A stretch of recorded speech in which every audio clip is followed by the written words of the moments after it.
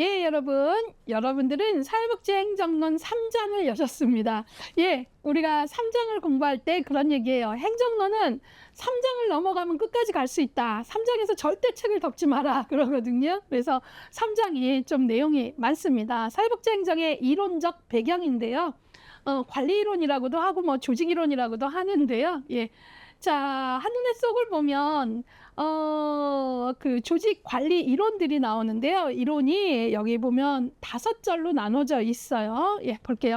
고전 이론. 근데 여기에 하나가 아니라 여기에 속한 게 3가지요. 관료제, 과학적 관리론, 행정적 관리론. 그 다음에 인간관계론에서 메이오의 호송공장 실험을 기점으로 맥그리거의 X이론, Y이론, 룬토스탠드의 Z이론, 그 다음에 체계이론, 그 다음에 조직환경이론에서 이 안에 여기도 기출 높은데 상황이론, 정치경제이론, 신제도이론, 조직군 생태이론, 그 다음에 현대조직이론에서 목표관리론, 그 다음에 뭐 MBO라 그러죠. 총체적 품질관리 TQM, 그 다음에 스트래티직 매니지먼트 전략적 관리론, 그 다음에 학습조직이론, 이렇게 해서 보는데 실제는 또 여기서 끝나지 않아요. 문제 풀다 보면 기타 현대 조직이론 해갖고 에코로시, 벤치마킹, 뭐 리스트럭처링, 리엔지니어링, 뭐 다운사이징에서 나옵니다. 뭐 경영학 쪽에서는 이론 더 많고요. 아무튼 그렇게 해서요. 사회복지행정론 3장에서 이렇게 나온 기타 이론을 빼고 세어보면 한 15개 정도 이론이 나오고요. 한 챕터에서. 여기에 기타 현대 이론까지 뭐 에코로시니 뭐 다 넣으면 한 20개 정도의 이론이 나옵니다. 예, 그래서 여러분들이 3장에서 책을 덮어버리면 정말 행정론을 포기할 수 있는데 절대 포기하지 마세요. 예, 우리 뭐 그런 말 하잖아요. 우스갯소리로. 시험 공부에서 포기는 배추 살 때만 써라 그러는데, 예, 행정론이요. 예, 3교시 어렵다고 하는데 시험 문제에서 득점이 좀 잘 되는 영역입니다. 절대 포기하지 마시고 가셔야 됩니다. 예, 그래서 1장 고전이론에서 관료제 이론 별하나, 그리고 정말 고전이론에서 이제 여러분들이 그 중요한 거는 관료제 이론과 과학적 관리론도 같은 고전 이론으로 묶여도 차이점을 아셔야 되는 건데, 그런 거 제가 강의에서 계속 포인트 잡을 거예요. 그래서 우리가 베버의 관료제 이론, 그 다음에 테일러니즘이라고도 하는 과학적 관리론 좀 공부 같이 해야 되고요. 그 다음에 메이오의 호송공장 실험이 뭔지, 그의 실험의 핵심 내용은 뭔지 아셔야 되고, 그러면서 이제 인간관계 이론이 발전하게 되는데 맥그리거의 X이론, Y이론 비교하고 룬투스탠드의 Z이론, 23회 때 인간관계 이론과 관련된 문제 나왔고요. 그 다음에 체계이론, 개방체계, 폐쇄체계 뭐 이런 것들 우리가 체계이론 아는데 그 내용하고 같은 맥락입니다. 조직환경이론 여기 보시면 별이 다 나와 있고 23회 때 상황이론과 관련된 것도 나왔는데요. 조직이 혼자만 열심히 해봤자 안 된다. 이 빠른 변화에 환경을 잃지 않으면 어떤 조직도 살아남기 어렵다라고 하면서 이제 환경과 관련된 이론들이 나오는데 이게 기출이 잘 되는 부분입니다. 그래서 이 부분도 저랑 열심히 같이 공부해 보시고요.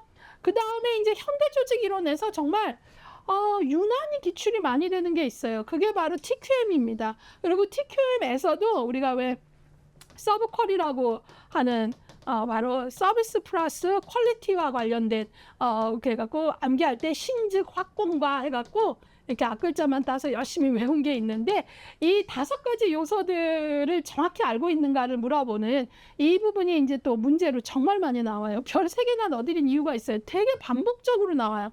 예, 그래서 그런 내용들을 같이 볼 거고요. 여기에 나와 있는 현대조직이론, MBO, TQM, 전략적 관리론, 학습조직이론 외에도 기타 현대조직이론이 문제 풀다 보면 오지선다형 선택지에 막 나오거든요. 죄송해요.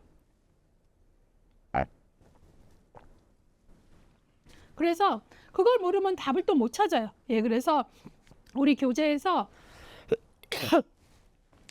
이 5절 뒷부분에 한 걸음 더 해갖고 핵심을 딱딱 잡아서 기타 현대조직 이론을 한 걸음 더 해서 또 정리를 해드렸어요. 그래서 거기까지 꽉 잡으시면 기출 랭킹 1위 3장 어떤 문제가 나와도 반응하실 수 있을 거예요.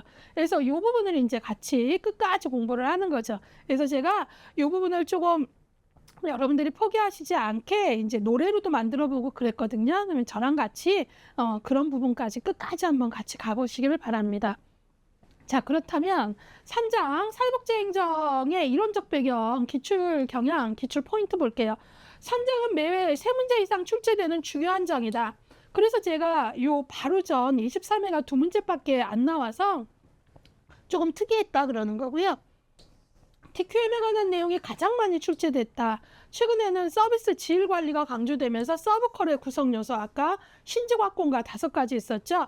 내용이 상세히 출제되고 있다. 현대 조직 이론뿐만 아니라 우리가 관리 이론, 현대사회에서 현대 조직 이론만 알면 되는 거 아니야? 그럴 수 있는데 아닌 거죠. 관료제, 과학적 관리론, 인간관계론 등등등 다양한 이론들이 나온다. 그리고 최근에는 각각의 이론을 깊이도 들어가지만 한 문제에 여러 이론을 다 담는, 그러니까 문제는 하나인데 다음 중 관리 이론에 대한 설명으로 맞는 것은 틀린 것은 하면서 1번부터 5번까지 선택지에 다 다양한 이론을 그냥 지문으로 다 넣어버리는 거죠.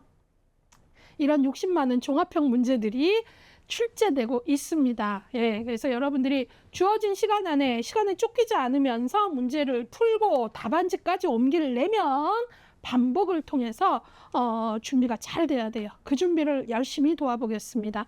자, 최근 5년간의 출제 분포를 보면 평균 문항수 3.6문항이고요. 자, 여기 보실까요? 요 바로 전에 2문제가 특이한 경우고요. 많이 나올 때 20회 때 6문제까지 나왔습니다. 이 6문제는요. 우리가 실천기술론 가족치료 이론에서 볼 수 있었던 수치죠. 예, 6문제까지도 냈고요. 그래서 평균 3.6문항, 그러니까 4문제 정도 나올 수 있는 부분이고 그만큼의 내용을 갖고 있는 부분입니다. 예, 그래서 여러분들이 그걸 좀 보시고요.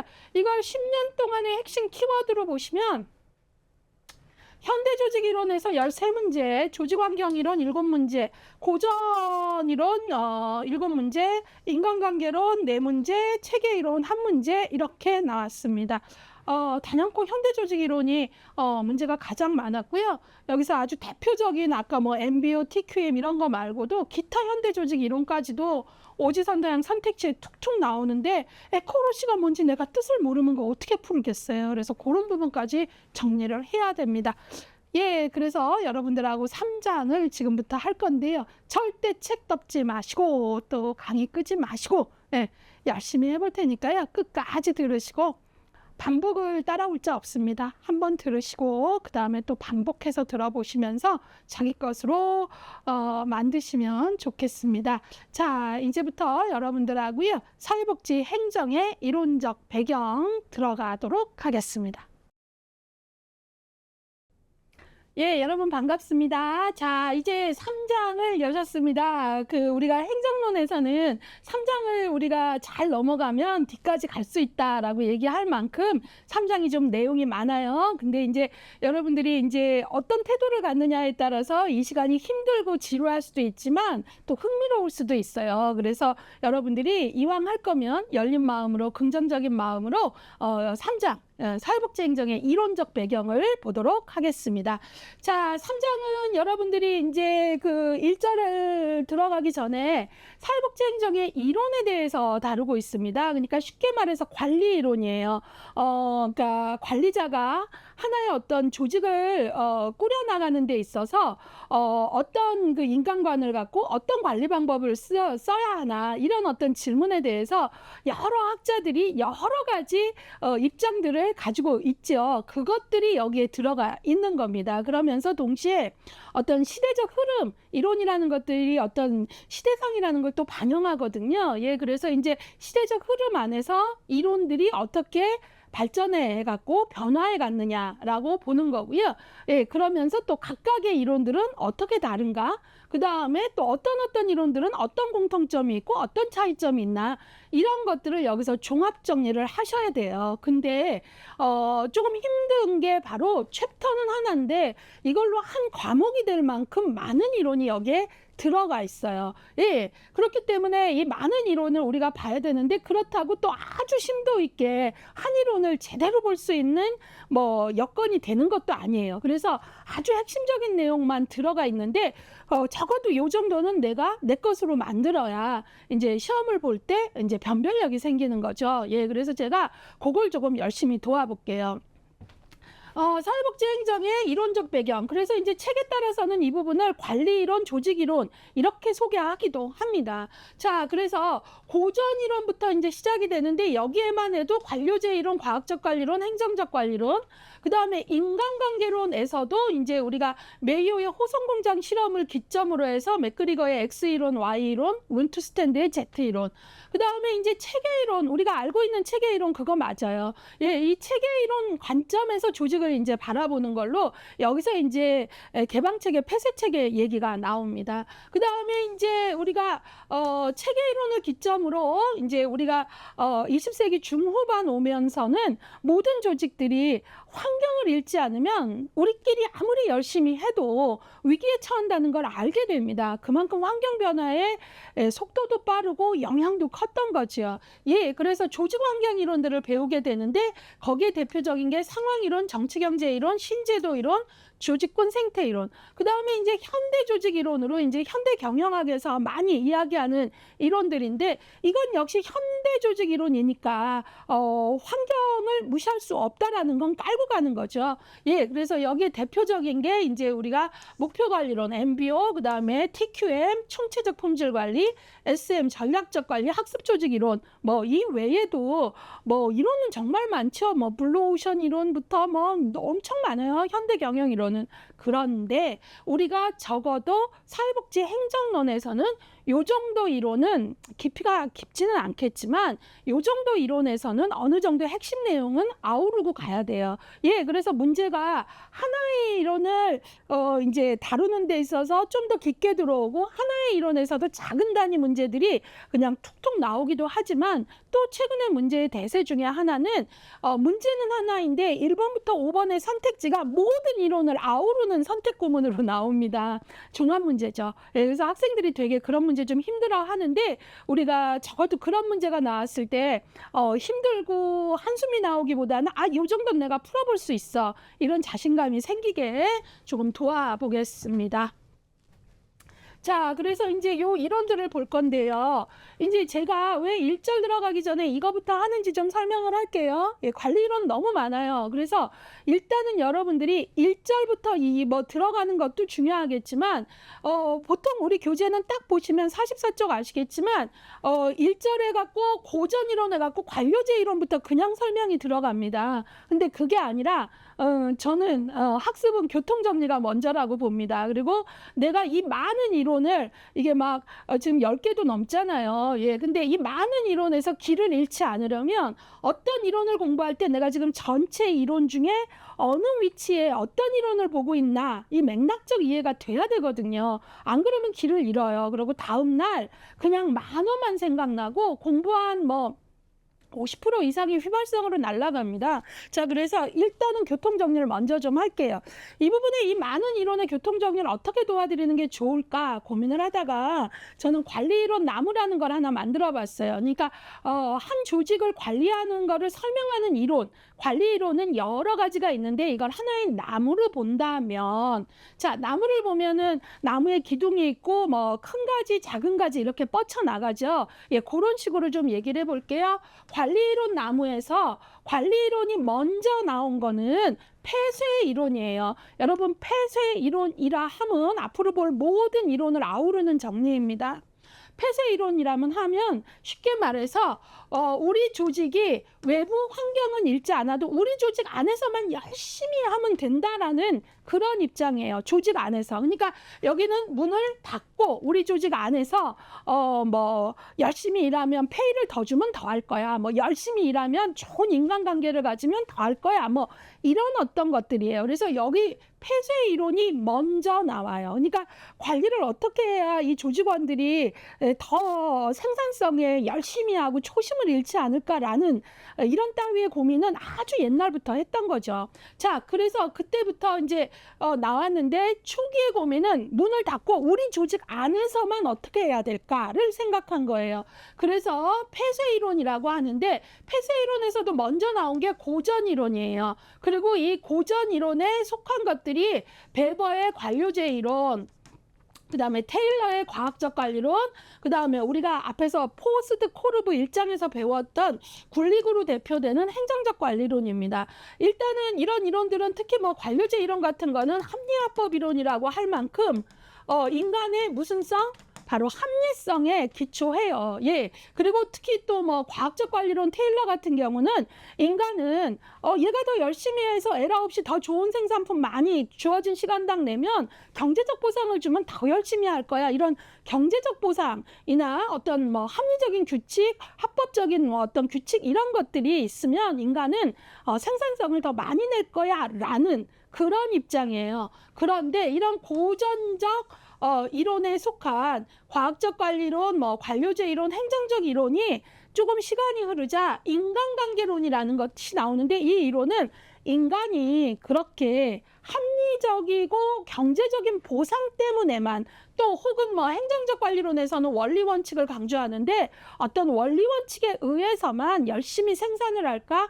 그런 존재만은 아닌 것 같은데, 인간에게는 비합리적인 요소, 심리 정서적인 요소 이런 것들, 또 그 일할 때 같이 일하는 사람들과의 관계 이런 것도 생산성에 영향을 미칠 것 같은데, 이런 어떤 그 질문을 하게 돼요. 그래서 그 유명한 메이오의 호송공장 실험이 바로 그 가설에 대한 검증입니다. 그거에 의해서 인간관계론의 핵심은 뭐냐면, 인간은 메이오의 호송공장 실험이 준 결론이 합리적이지만은 않고 비합리적 요소가 있다. 이 얘기는 뭐죠? 바로 심리 정서적인 요인도 어디에 영향을 미친다? 생산성에 영향을 미친다. 이 내용이 바로 인간관계론이에요. 그러면 두 이론은 서로 좀 대비되죠. 인간은 합리적 존재야. 경제적 보상 주면 일 더 한다니까? 아니야. 그것만이 아니야. 인간은 비합리적 요소에 의거해서도 일을 해. 일할 때 상사와의 관계가 어떠냐?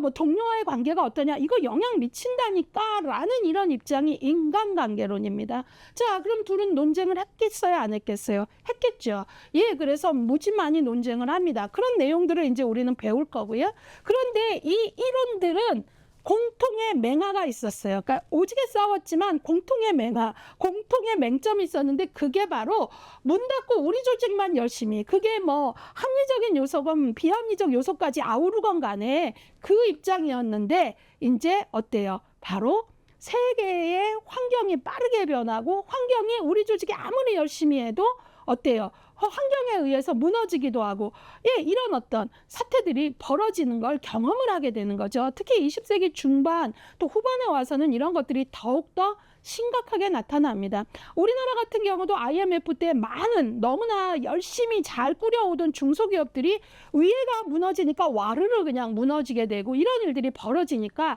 이제 환경을 잃지 않으면 어떤 조직도 살아남을 수 없겠구나라는 것들이 생겨요.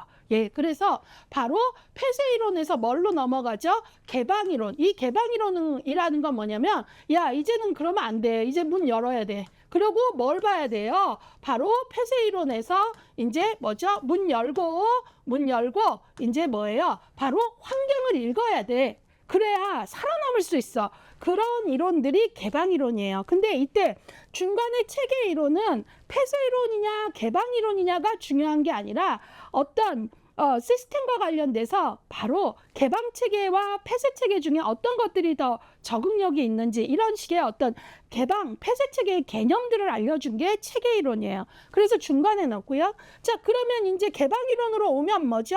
바로 환경을 읽는 능력과 관련된, 환경을 읽고 조직이 대응하는 능력과 관련된 이론들이 이제 이때부터 나옵니다. 상황 이론 같은 경우는 20세기 후반에 나왔는데 정말 많은 사람들의 호응을 얻었던 이론입니다. 이 이론이 하고 싶어하는 얘기가 이거예요. 예. 어떤 관리 이론도 보편적이거나 최고의 관리 이론 그런 거 없어. 보편적 관리 이론 없어. 그것이 뭐 합리성이건 비합리성이건 보편적으로 이것만 중요해 이렇게 주장할 이론 없어. 그때 달라. 이때 그때가 뭐겠습니까? 상황이에요. 그걸 다시 말하면 뭐죠? 환경인 거죠. 이해 가셨죠? 예. 그래서 바로 조직환경 이론의 대표가 상황 이론, 정치경제 이론, 신제도 이론, 조직군 생태 이론이 대표적인 거고요. 이거 이제 나중에 다 볼게요. 이것들이 이제 개방 이론에서도 이제 특히나 더 환경과의 관계를 강조한 이론들이고요. 이후에도 이제 현대 조직 이론들은 당연히 현대라는 게 뭐예요? 살아남으려면 뭐예요? 개방 이론에 다 속하죠. 바로 문을 열고 환경을 같이 읽어야지 우리 조직 안에서만 열심히 해서 되지 않는다는 걸 안 거죠. 예, 그래서 여기에 대표적으로 나오는 게 MBO, 목표관리론, 우리가 뭐 피터 드래커 해갖고 경영학의 아버지 뭐 들어보셨을 거예요. 그 이론이고요. 그 다음에 TQM, 그 다음에 전략적 관리론, 학습 조직 이론 이런 것들이 있는데, 자, 이런 이론들 외에도 현대 조직 이론은 되게 많습니다. 근데 사회복지사 1급에서는 요 정도 조금 다뤄주세요라는 거예요. 아셨죠? 당연히 얘네들도 개방 이론이고요. 자, 그 다음에 여기 기타 현대 조직 이론을 왜 넣어드리냐면, 바로 문제를 풀다 보면 워낙 그 현대 조직 이론들 많은데, 오지선 다양 선택지에 메인 중심으로 설명한 이론 말고도 막 그냥 선택지에 그냥 나온단 말이죠. 그래서 적어도 요 정도는 받으려야 당황하지 않겠구나 해갖고 바로 보는 게 에코러시, 벤치마킹, 다운사이징, 리스트럭처링, 리엔지니어링 이 정도예요. 그래서 이 모든 이론들을 이제 다루면 당연히 이게 우리가 여기까지 다루면 한 15개 되고요. 예, 그 다음에 이제 기타까지 하면 한 20개 정도 이론을 챕터 3에서 봐야 되는 거예요. 예, 그래서 저도 챕터 3을 행정론 할 때는 한편으로는 조금 미안한 마음도 들어요. 아우, 어떻게 한 챕터에서 한 20개의 이론을 그 학생들한테 다 이해라고 하고 종합 문제 그냥 빵빵 나오나 하는데 실제 이게 나오거든요. 예, 그리고 아주 또 수박 겉핥기식으로 이론의 제목만 알거나 요약집에서 한 줄 정도로 정리된 이론으로는 문제 못 풉니다. 예, 그래서 요약집 저희도 제시해드리고 있지만 그거는 뒤로 어느 정도 이제 기본 베이스가 쌓이고 나서 이제 막판에 우선순위 학습을 해야 될 때 좀 도와드리는 거지, 처음부터 한 권짜리 요약집을 선택하는 거는 어떤 점에서 위험한 거죠. 빨리 가는 길 같지만 위험한 길이기도 합니다.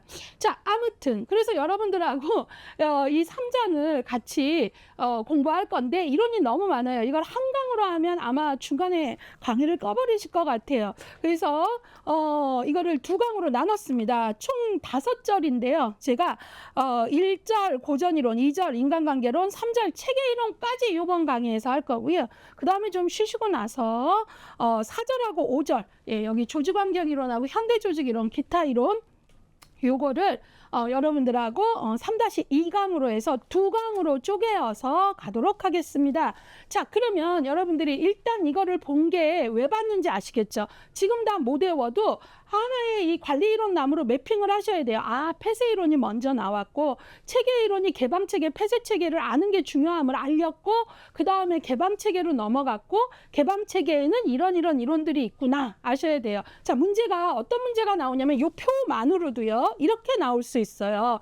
다음 중 이론의 성격이 다른 하나는 할 수 있죠. 그러면서 관료제 이론, 과학적 관리론, 행정적 관리론, X 이론. 그러면 성격이 다른 건 뭐죠? X 이론이죠. 나머지는 고전 이론인데 얘는 어때요? 맥그리거의 X 이론, Y 이론은 다른 영역이잖아요. 그렇게도 나올 수 있고요. 됐죠? 예. 그 다음에 또 이게 이렇게도 나올 수 있네요.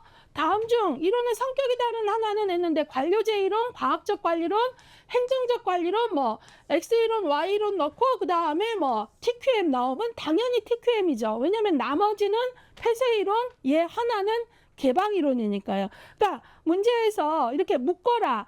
폐쇄 이론만 묶어라. 개방 이론만 묶어라. 개방 이론이 아닌 것은, 이런 것들은 여러분들이 이런 것들을, 이런 표를 연상하시면서 푸는 게 좋은 방법인 거죠. 이걸 처음부터 관료제 이론부터 쭉 가다 보면 어느 순간 개방이 뭔지 폐쇄가 뭔지 내가 지금 보고 있는 게 무슨 이론이지 어디에 위치한 이론인지 이것마저 흔들리니까 어떤 얘기인지 이해 가셨죠? 예, 그래서 일단은 그걸 하셔야 돼요. 그래서 초창기에는 이 이론들이 각각의 이론들이 폐쇄 이론인지 개방 이론인지를 물어보는 문제가 초창기에 많이 나왔어요. 예, 그래 요즘에는 그게 조금 덜 나와요. 근데 안 나오지 않아요. 오지선 다양 선택지에 부분으로 폐쇄하고 개방이 맞는지 틀리는지 계속 물어보고 있어요. 그래서 이걸로 폐쇄 이론인지 개방 이론인지 구분하는 건 베이직, 기본 중에 기본입니다.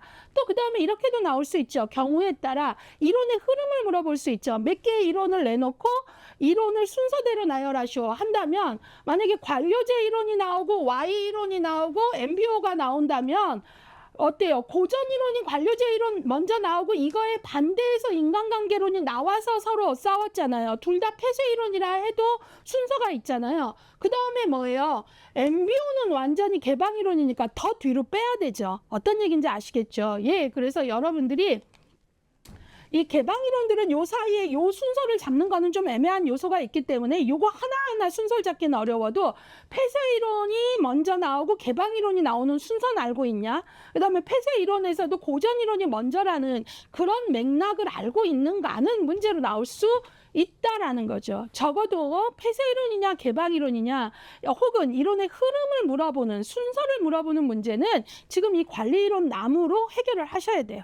예, 그런 문제는 어떤 면에서는 외울 거는 많다 하더라도 난이도 1이에요. 응용한 게 없잖아요. 예, 근데 이제 뒤로 가면 각각의 이론에서 X이론, Y이론을 비교해라 라거나 아니면 TQM에서도 뭐 서브컬 같은 아주 상세한 내용들을 알고 있는가 뭐 이런 것들 아주 세부적인 게 더 들어가거든요. 그런 난이도 있는 문제 아니면 혹은 또 이론을 예제를 입혀서 어떤 이론이냐 그런 난이도 있는 문제는 그 문제까지 우리는 풀어야 되는데 적어도 여기에서 해결할 수 있는 난이도 1짜리 분류해라. 개방이냐 폐쇄냐 순서대로 잡아봐라. 이런 것들은 틀리면 안 되죠. 다 득점으로 가져가셔야 됩니다. 자, 그 정도 정리를 하면서 자, 요것들에 먼저 한 손에 좀 잡히게 아우르는 교통 정리가 왜 필요한지 관리이론 나무로 보고요. 예, 이제 제가 설명을 어디까지 한다? 이번 강의에서는 이렇게 할게요. 고전이론, 인간관계론, 체계이론. 그 다음에 3-2강에서 이렇게 하고 3-2강 끝날 때 제가 이 전체 이론을 키워드로 외워보는 노래를 하나 불러볼게요. 예, 노래는 잘 못해요. 근데 이제 암기를 위해서 우스꽝스럽지만 제가 한번 해볼게요. 자, 그래서 여러분들하고 요걸 조금 한번 해볼 거고요. 여러분들이 지금부터 요 표의 이미지는 이거 다 출력할 수 있게 넣어드렸잖아요. 예. 이것들 빼셔갖고 웬만하면 계속 내가 어떤 이론을 공부해도 옆에 놓고 지금 전체 나무 중에 지금 여기 왔구나. 지금 내가 시험 문제로 본 이 이론이 전체 중에 요거구나. 이걸 조금 알고 길을 잃지 않는 공부가 되시기를 당부드리면서 3-1강에 1절 들어가도록 하겠습니다. 당연히 우리 고전이론 먼저 보겠죠. 예, 기출 높습니다. 예, 여기 보시면 여기 19, 20, 21, 22, 23 최근에 계속 나오고 있습니다. 예, 모든 정답이 뭐 고전이론의 뭐 관료제이건 그 과학적 관리론 그게 정답인 단독 문제가 아니더라 하더라도요. 종합 문제 형식에서도 고전이론의 뭐 관료제 이론이나 과학적 관리론 같은 거는 아주 기본적으로 등장을 합니다. 그래서 반드시 아셔야 된다라는 거죠. 자, 그러면 이제 여러분들하고요. 44쪽부터 시작을 하도록 하겠습니다. 자, 거기 보시면 맨 위에 문장 먼저 볼게요. 산업사회에서는 관료제 이론과 과학적 관리론이 주요하게 적용되어 왔으나 자, 산업사회에서는 여러분들 잘 아시겠지만 지금은 우리가 그 밑에 문장 지식기반 사회라고 합니다. 근데 우리가 그 산업혁명을 기점으로 해갖고 방대한 대량 생산시설을 바탕으로 막 생산과 고용을 이끌던 사회를 우리가 산업사회라고 하잖아요. 그럴 때 많이 이 표현 그냥 조금 여과 없이 들어주세요. 먹히던 사람들에게 조직을 이해하는데 잘 설명되던 것들이 바로 고전이론 그리고 고전이론 중에서도 관료제 이론, 과학적 관리론 이런 것들이었어요. 그러나 그 밑에 보시면 오늘날의 지식기반 사회는 뭐가 다르죠? 이제는 되게 그 지식자본주의라 그러잖아요. 그래서 대량 생산 이런 거 아닙니다. 예, 그래서 여기에서는 민주적 구조와 절차를 통한 의사결정, 직원의 능력 개발, 창의적 사고 등이 강조됨에 따라 상대적으로 적용 가능성이 아까 관료제나 그 과학적 관리론이 낮아집니다. 그렇다고 해서 현대 조직에서 관료제나 과학적 관리론을 전혀 쓰지 않느냐? 아니에요.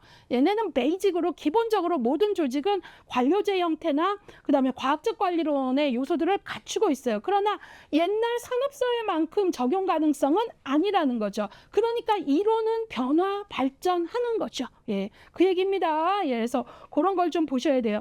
자, 그럼에도 불구하고 조직이론은 조직이 처한 내외부적 환경 조건 및 상황에 따라 선택적으로 활용될 수 있다. 이 얘기는 뭐예요? 현대 사회라고 해서 고전 이론은 전혀 적용되지 않는다. 이런 식으로 이분법적으로 공부하지 마라. 제가 아까 그랬죠? 모든 조직은 기본적으로 관료제의 그 위계적 요소 같은 거라거나 이런 것들은 정도의 차이지 갖고 있습니다. 예, 그래서 그렇게 비약을 해서 공부하지는 말아라 라는 얘기를 하고 있으면서 이제 첫 번째 관료제 이론으로 들어가도록 하겠습니다. 자, 관료제 이론 전에 이제 조금 제가 좀 얘기하고 싶은 건 고전 이론에 이제 우리가 관료제 이론부터 들어갈 건데 인물들 한번 보고 가세요. 예.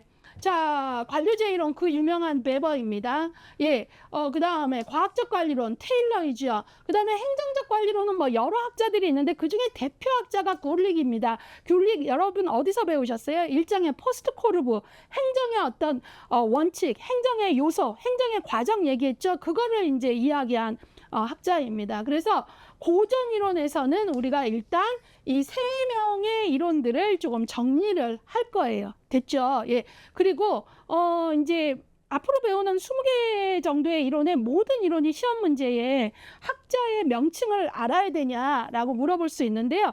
다 그렇지는 않고요. 근데도 베버 정도는 관료제 이론, 테일러니즘이라고까지 말하잖아요. 과학적 관리론. 그러니까 이 정도는 좀 알아주셔야 돼요. 예, 그 다음에 이제 뭐 포스트 코르브 자체가 우리가 일장에서도 귤릭의 이론이다라고 얘기했으니까 그것 정도도 좀 봐주시고요.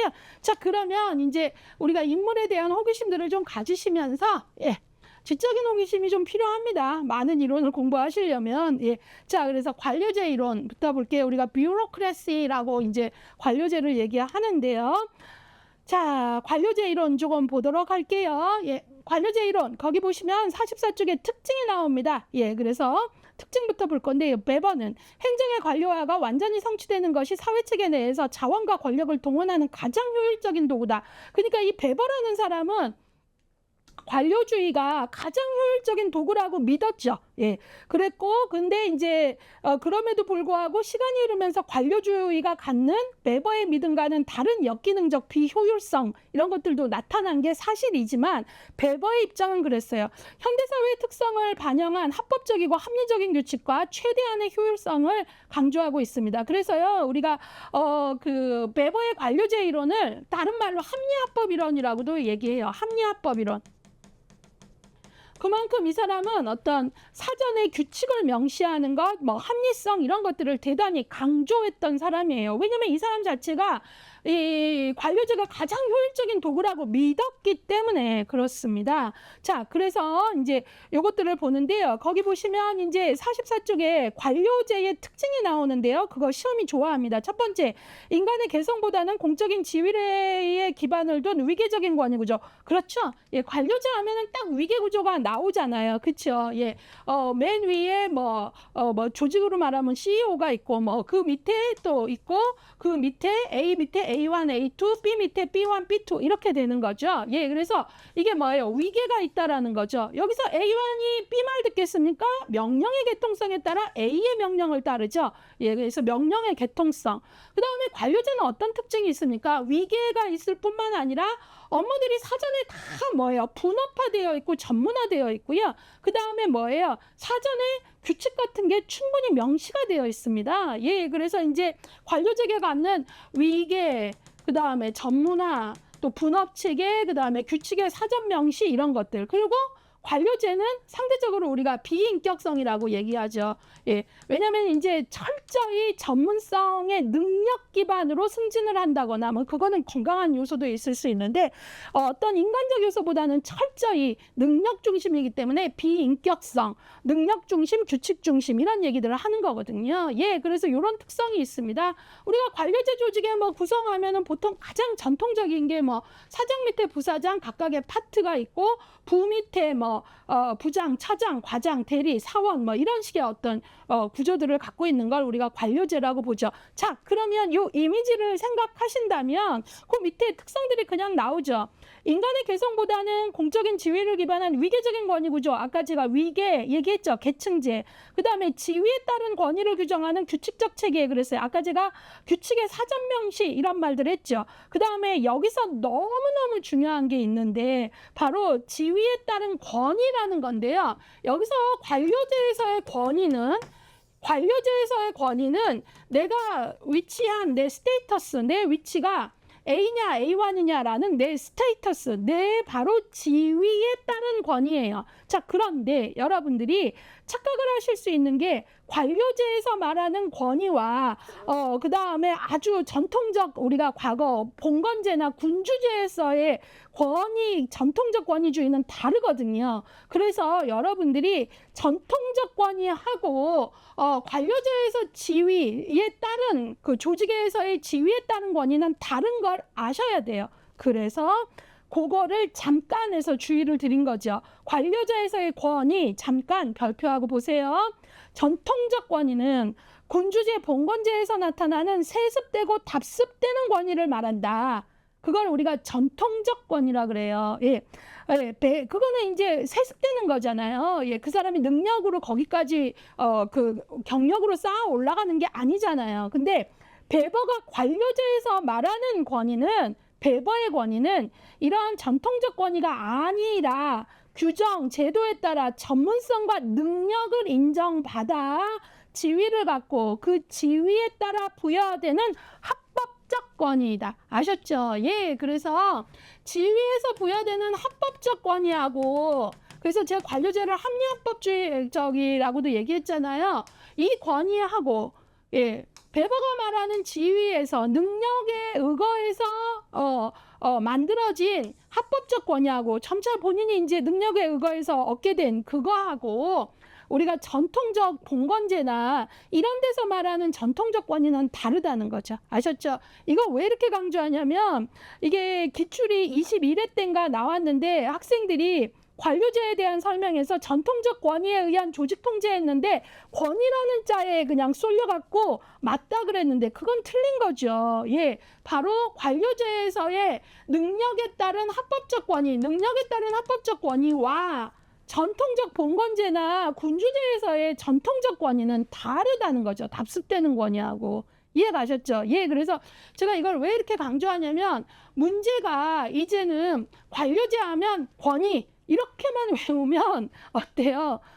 틀리는 그러니까 전통적 권위와 구분을 하느냐까지 물어보는 문제까지 들어왔다는 거죠. 예, 그래서 항상 강의를 좀 들으셔야 되고 문제 수위가 어느 정도까지 요구하는지 아셔야 됩니다라는 얘기를 하는 이유가 그런 거예요. 예, 그래서 제가 21회 때 고지문에서 난이도 되게 그 정답률 떨어지는 걸 보고 학생들은 권위를 얘기하면은 앞에 형용사 전통적인지 이거는 잘 안 보이나 보다라는 게 느껴졌어요. 그래서 이 부분까지 도와야 되는구나라는 생각이 들었거든요. 그래서 여러분들이 그걸 꼭 기억을 해주세요. 강조했습니다. 자, 그 다음에 명확하고 고도로 전문화된 분업체계. 아까 여기 분업 A1, A2, 막 A3 막 이렇게 분업되지요. 분업, 전문화 뭐 이런 거. 그 다음에 인간관계에 대한 무관심. 아까 제가 비인격성 얘기했는데요. 사적 감정을 배제하는 거죠. 철저히 능력 지향 뭐 이런. 그 다음에 영광서열, 실적, 기술에 기반을 둔 승진, 지위, 경력 지향. 예, 그러니까 이거는 아까 같이 전통적 권위에서 얻어지는 답습되는 게 아니죠. 내가 능력을 인정받아 얻게 되는 권위인 거죠. 합법적 권위. 이해 가셨죠? 예, 그래서 여러분들이 베버의 관료제에 일어나면 좀 키워드가 나오셔야 돼요. 위계, 전문화, 규칙, 준수 막 이런 것들이 좀 나오셔야 됩니다. 자, 그러면 이제 각각의 이론들에서 이제 사실은 이것들을 이제 더 세부적으로 봐야 되는데 1급에서는 요 정도 보면서 이제 보통 설명을 어떻게 하고 있냐면 각각의 이론이 주는 사회복지 조직에 그 이론을 썼을 때의 함의가 뭔가 만약에 그 관료제 이론을 사회복지 조직에 적용을 한다면 함의 어떤 부분은 좋겠지만 어떤 부분에 문제가 생길 수 있나 이런 것들을 설명하고 있는 게 45쪽 상단이에요. 예, 그래서 좀 볼게요. 다 읽진 않을게요. 자, 사회복지 조직에 관료제를 적용한다면 법칙과 규제에 의한 과도한 의존. 그러니까 관료제는 사전에 규칙을 명시하는 게 되게 중요하거든요. 근데 너무나 규칙을 사전에 과도하게 많이 넣게 되면 사회복지 현장은 최일선에서 클라이언트를 직접 만나는 사람의 업무 재량권을 주느냐 안 주느냐가 되게 중요하거든요. 직접 클라이언트와 관계를 맺는 건 최일선의 워커이기 때문에, 그래서 규칙과 규제에 과도한 의존, 서비스 전달 과정에서 조직 구성원과 클라이언트 간의 비인간적 관계, 융통성의 결여, 비인격성, 이런 것들이 문제가 될 수 있다라는 거예요. 그래서 그것들을 아셔야 돼요. 그래서 관료제는 틀에 박힌 듯한 업무를 수행하는데 좀 효과적인, 그러니까 관료제가 나쁘다가 아니라 업무 자체가 되게 정형화된 업무들이 있단 말이죠. 조직의 성격상. 그런 데는 얘가 더 잘 맞는다는 거예요. 그래서 제가 늘 말씀드리는 게, 관료제는 나빠, 인간관계로는 좋아, 이런 공부는 되게 순진한 공부예요. 그렇게 공부하시면 안 되고요. 모든 이론들은 각각의 어떤 특징이 있고요. 그 다음에 모든 이론이 순기능으로도 갈 수 있고요. 적용에 있어서 역기능으로도 갈 수 있어요. 아셨죠? 만약에 우리가 이 기본적인 이 조직의 요 형태를 부인해 버린다면, 이거 관료제 나빠, 위계 나빠, 그러면 CEO는 10명, 영업직원 1명, 이 조직 돌아가지 않아요. 그렇죠? 예, 그렇기 때문에 관료제는 무조건 나빠, 이렇게 보시는 게 아니라 이런 어떤 구조적 특성들이 갖고 있는, 그러나 이게 역기능으로 갔을 때 문제는 뭔가, 이렇게 아는 게 중요한 거죠. 각각의 이론들이 갖는 순기능과 역기능을 볼 수 있는 게 중요하다라는 거죠. 자, 그래서 관료제가 이제 사회복지 조직에 이제 들어오게 된다면 이것들이 갖는 어떤 위계성이 주는 안정감, 이런 것도 있겠으나, 사회복지 조직에서는 클라이언트의 개별화된 서비스가 중요하기 때문에 관료제는 업무의 사전 명시 규칙 준수이기 때문에 획일적이고 일률적인 어떤 강조를 하게 되면은 적용하기가 어렵다라는 거죠. 그런 것들을 좀 보셔야 돼요. 그러나 이제 여러분들이 그렇다고 해서 관료제는 무조건 나빠는 아니지만, 사회복지 조직의 특성상 이걸 적용했을 때 어려움이 있다라는 걸 아시는 게 중요하다라는 거죠. 예, 그 정도 설명하고 갈게요. 자, 그러면 이제 관료제 하면 요 이미지를 좀 떠올리시고요. 이번에는 이제 과학적 관리론으로 넘어가도록 하겠습니다. 자, 과학적 관리론, 예, 좀 보도록 할게요. 과학적 관리론은요, 일단 우리가 아까 테일러 봤죠? 예, 이 사람은 엔지니어예요. 철강회사에. 근데 이제 이 사람이 이제 산업 현장에서 자신의 경험을 바탕으로 해갖고 어떻게 하면 더욱더 생산자들을 더 잘 관리할까, 이런 것들을 이제 고민하면서 만든 게 테일러니즘이라고 하는 과학적 관리론이에요. 예. 그래서 scientific management라고 얘기를 합니다. 예. 그래서 이제 보는데요. 이 테일러니즘이라고 하는 그 입장에서 아주 중요한 건 그 밑에 문장 줄그셔야 돼요. 테일러는요, 어떤 생각을 했냐면요, 일에 있어서 기획은 관리자의 몫이고, 기획은 누구의 몫이요? 기획은 관리자의 몫이고, 예, 관리자의 몫이라는 거예요. 기획은. 근데 뭐는 실행은 노동자의 몫이라고 봤어요. 실행은 누구의 몫? 노동자. 예, 그러니까 철저하게 이 사람은 기획과 실행을 어떻게 생각한 거죠? 분리하는 걸 전제로 한 거예요. 분리를 전제했다라는 거죠. 아주 중요한 문장입니다. 그래서 분리를 전제했어요. 테일러는 노동은 집단이 아닌 개인적인 활동이고 또 그렇게 취급되어야만 한다고 봤어요. 그러니까 이 얘기는 뭐냐면, 테일러는 노동은 집단이 아니라 개인적인 활동, 내가 정신 똑바로 차려서 주어진 시간에 쟤보다 2개를 더 만들었고 애라도 없으면 나는 더 성과금 더 받는, 차별적 성과금 받는, 이런, 그러니까 철저히 개인적인 활동이다라고 본 거죠.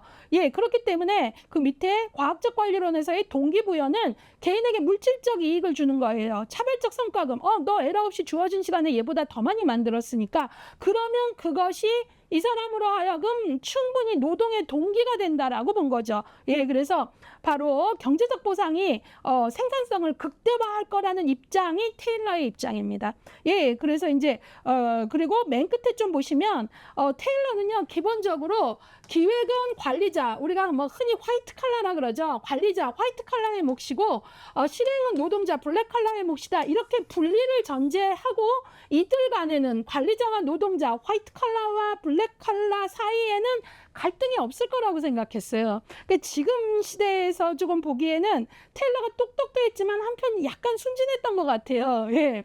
왜냐하면 노사협력이 100% 가능하고 또 이렇다는 낙관적 견해가 100% 맞는 건 아니잖아요. 그렇죠?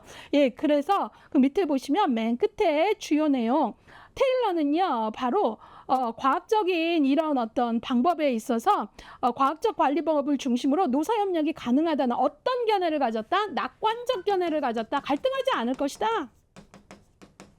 그랬죠. 근데 사실은 그렇지 않았습니다. 자, 여기 이 화면 조금 볼게요. 예. 과학적 관리론은 우리가 이제 이해하기 위해서는 되게 이제 우리가 과학적 관리론에서 여러 단어들이 나오는데 그 단어들의 뜻을 알아야 돼서 이걸 조금 잘 보도록 할게요. 여러분들이 그 블랙 코미디 하면 너무나 유명한 그 찰리 채플린 잘 알고 계실 것 같아요. 저 찰리 채플린의 영화가 여러 가지가 있는데 그 중에 이제 모던 타임즈라는 영화의 몇 장면입니다. 이 영화를 보면요. 노동자들이 이렇게 컨베이어 벨트가 이렇게 돌아가는데 자기 위치에 서서 이제 일을 하면 이쯤 해갖고 커다란 그 유리가 되어 있는 요 방에 이제 소위 관리자, 사장님하고 이제 또 여타의 관리자들이 이렇게 내다봅니다. 예. 내다보면서 여기에 무슨 장치 상자 같은 게 있는데 이게 바로 컨베이어 벨트의 그 속도를 조절하는 상자입니다. 그래가지고 이렇게 내다보는데 이 찰리 채플린이 옆 사람하고 얘기도 하고 장난도 하고 키득키득 이렇게 어제는 뭐 했어? 이러면서 무성 영화라 대사가 없어요. 근데 이제 사람들은 다 아는 거죠. 그러면서 이렇게 장난도 하고 하면은 얘기하고 하면은 속도를 찡 올려요. 그러면 더 빨리 돌아가면서 이거를 아이고 볼트너트를 죄는 역할을 해야 되는데 어때요? 얘기할 틈이 없이 이렇게 빨리빨리 돌리는 거죠. 예, 그런 걸 하는데 이제 예컨대 이런 거죠. 예컨대 이 사람들이 처음에는 속도 80 정도 이제 했다. 만약에 이렇게 했는데 봤더니 생산량이 8개였다. 에러 없이. 근데 봤더니 옆에서 키득키득거리고 같이 놀아요. 그러면 이번에는 90으로 해야겠다 했더니 생산량은 10개가 나오는 거예요. 그런데 이제 10개가 나오는데 에러가 어때요? 3개 정도 또 나오네요. 그러면 안 되겠다. 그러면 또 이제 이렇게 봤더니 또 그러면 90 정도로 했는데 한 10개 정도가 나오는 거예요. 에러는 없이 수정할게요. 예. 근데 그러면 어때요? 욕심이 나죠? 관리자는 이거 속도 올렸더니 수다도 안 떨고 2개나 더 만드네. 에러도 없어. 이렇게 되는 거죠. 그러면 이제 욕심이 이제 또 올라가면 이 관리자는 그럼 이번엔 100이야 하면 더 만들겠지 했는데 봤더니 한 13개 만드는데 에러가 한 4개 나와요. 이렇게 나온다고요. 그러면 여러분이 관리자라면 요 얘기에서 제가 요걸 이해하기 위해서 무성 영화인데 그런 데서 없는데 제가 그것들을 이렇게 좀 따와서 설명하는 거예요. 자, 그러면 여러분들이 관리자라면 80개일 때 에러 없이 8개 만들어요. 근데 막 수다 떨고 논단 말이에요. 빈 시간이 있는 거예요. 내가 페이를 지불하는데 시간당 페이를 지불하는데 딴짓을 하네. 90으로 했더니 집중을 해서 하게 되면서 수다 안 떨고 10개를 만들고 에러가 없어요. 자, 그러면 욕심이 확 올라서 100으로 했더니 13개까지 만들어 아싸 했는데 에러가 4개가 나오면 여러분이 관리자라면 속도 몇에 맞추겠어요? 90에 맞추겠죠. 이게 바로 표준화, 스탠다드를 만든다는 아주 그냥 단순한 설명이에요. 그래서 과학적 관리론에서 이 사이언티픽하다라는 것에 가장 관심이 있는 게 바로 표준화예요. 어떻게 스탠다드를 할 때 노동자의 노동력을 제대로 짜낼까 이거죠. 에러 없이 최대한 생산을 하게끔 하고 싶은 그런 어떤 관리자의 욕망이라면 욕망이죠. 그런 것들을 이제 얘기해요. 그래서 과학적 관리론에서 이 아주 중요한 용어 중에 하나가 바로 표준화입니다. 조금 이따 특성을 설명할 때 표준화라는 단어가 나올 거예요. 볼게요. 일단 45쪽에서 46쪽으로 보면은 이 과학적 관리를 어떻게 해야 되는지 총 4단계로 말합니다. 그래서 처음에는 달성하고자 하는 객관적 기준과 목표 만들고 2단계의 활동을 분석해서 최적의 모델을 만드는 거죠. 이 최적의 모델을 만드는 게 지금 설명한 것 같은 거예요. 장난 안 치고 에러 없이 최대한 생산을 하게끔 하는 어떤 그것들을 찾고 싶어 하는 거죠. 표준화, 스탠다드를. 예, 그래서 이제 그런 거고 3단계는 그러면서 이제 수학적으로 재분석을 하고 목표 달성을 위한 최선의 해결책 이게 일치하도록 하는 것. 그래서 이제 요걸 통해서 이런 스탠다드의 개념, 과학적 관리론의 사이언티픽하다, 스탠다드를 만든다라는 게 어떤 의미인지 조금 단순화해서 기억에 나시라고 설명을 했어요. 자, 그렇다면 과학적 관리론에서 뗄래야 뗄 수 없는 용어들이 있는 거죠. 표준화 같은 거, 분업체계 같은 거, 그런 특성이 뭐냐를 보는 게 46쪽에 보시면 개개인의 동작을 분석하여 소요 시간을 표준화하여 분업체계를 확립한다. 제가 지금 얘기했던 그런 것들을 만드는 거예요. 예. 그래서 인간이 이 분업체계에서 정말 딴짓 안 하고 직무에 아주 그냥 과학적 분석을 통해서 표준화, 예. 그래서 작업의 효율은 노동의 분업에 의해 얻어진다. 분업 강조, 표준화를 찾는 것, 예. 과업의 달성 정도에 따라 임금을 지불한다. 이거 아까 뭐라 그랬죠?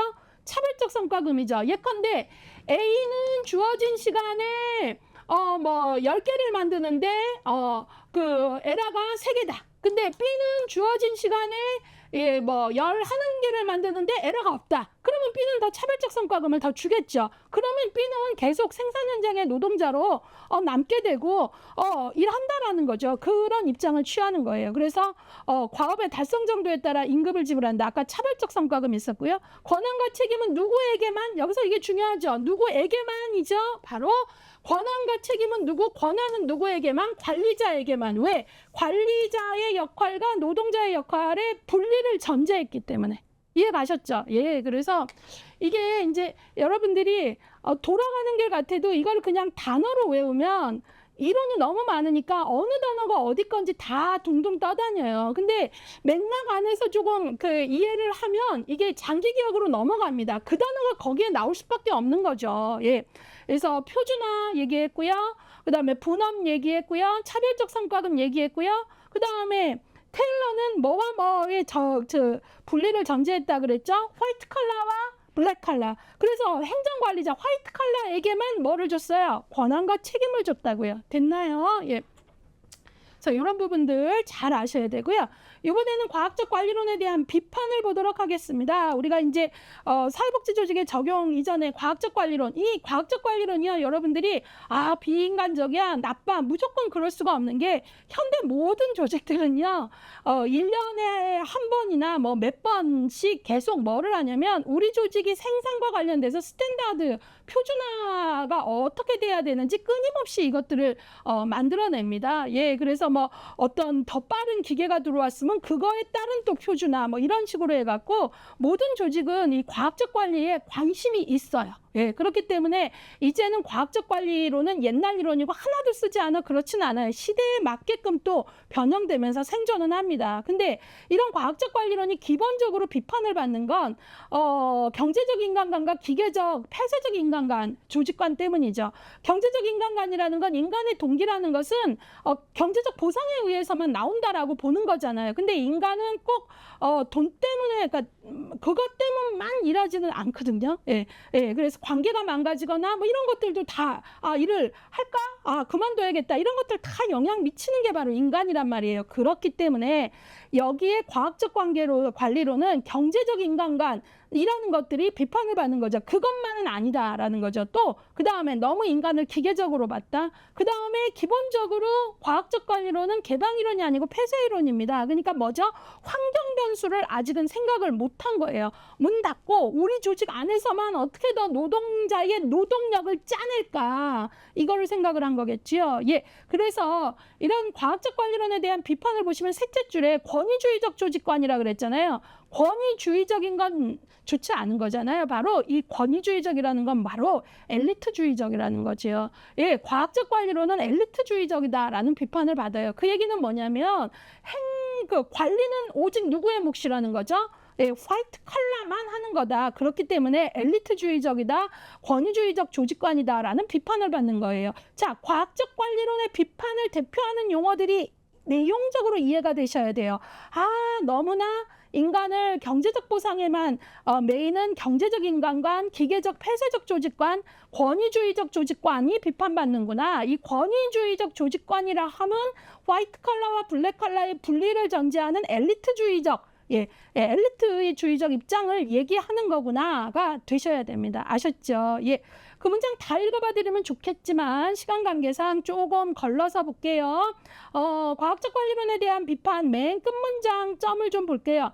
예, 거기 보시면 끝 문장의 중간 그는 테일러는 노동자와 관리자의 협력을 중시하는 것처럼 보였으나 실제로는 노동자와 관리자를 따로 분리함으로써 아까 분리를 전제한다 그랬죠. 사실상 노동자의 위치를 격화시키는 결과를 가져왔다.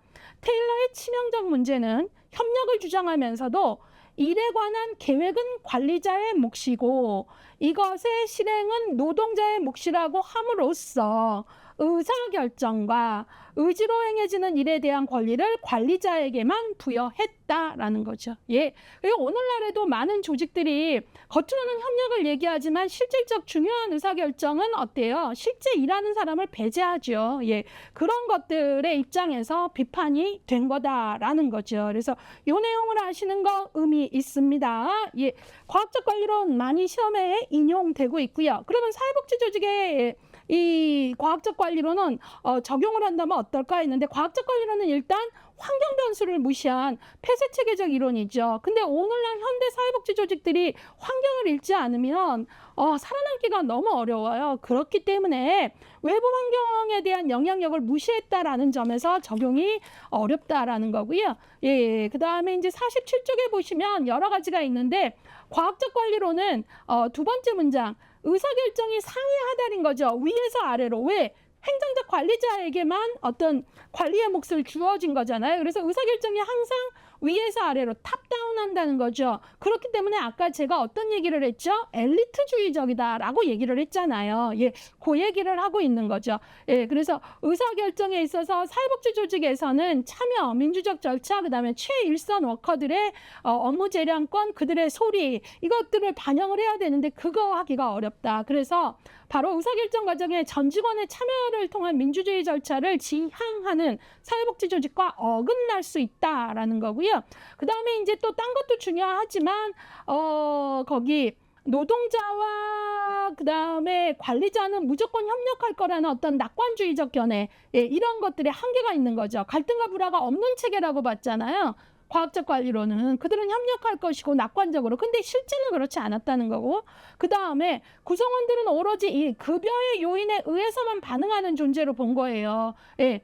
네가 에라 없이 요것 동안 더 많이 더 정확히 잘하면 더 많은 성과금 줄게라고 했는데 인간이라는 존재는 금전적 요인에만 반응한다고 했는데 그런 존재가 아니라는 거죠. 그래서 거기 보시면 오로지 금전적 요인에만 반응한다고 가정함으로써 인간에 대한 기계적 견해를 갖게 했다는 거죠. 인간이 얼마나 미묘한 존재입니까? 예, 존중받지 못하면 내가 페이를 떠나서 그 부분이 일하고 싶지 않은 동기로 충분히 작동하죠. 예, 이런 것들을 보셔야 된다는 거죠.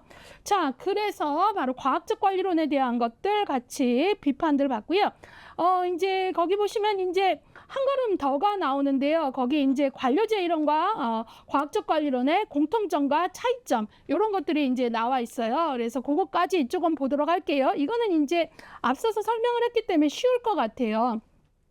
관료제 이론과 과학적 관리론은 그러니까 베버의 관료제 이론과 테일러의 과학적 관리론은 모두 인간의 합리성과 기계적 행동을 전제로 한다라는 거죠. 그래서 상대적으로 조직이 좀 정형화된 구조의 집단이라면 업무가 사전에 탁탁 이렇게 탁 명시할 수 있고 정형화된 구조라면은 좀 더 이게 잘 맞을 수 있다라는 거예요. 그러나 그렇지만 비판을 볼게요. 관료제 이론은 개인의 동기나 인간관계를 배제하고 오로지 조직의 합리성에만 집중을 하고 과학적 관리로는 인간을 보상받기 위해 일하는 경제적 동기에 의해서만 일하는 존재로 본다라는 거죠. 예, 인간은 그렇지 않거든요. 내가 하는 일을 귀하게 자신이 느낄 수 있어야 되고 그래야 되거든요. 그렇기 때문에 그런 게 안 되면 인간은 오로지 폐로만 일하는 존재는 아니다라는 점 이런 것들을 이제 강조하는 거죠. 그래서 관료제 이론이 너무나 조직의 합리성, 규칙 명시, 합리화법만 강조한다면 과학적 관리론은 너무 경제적 동기에 의한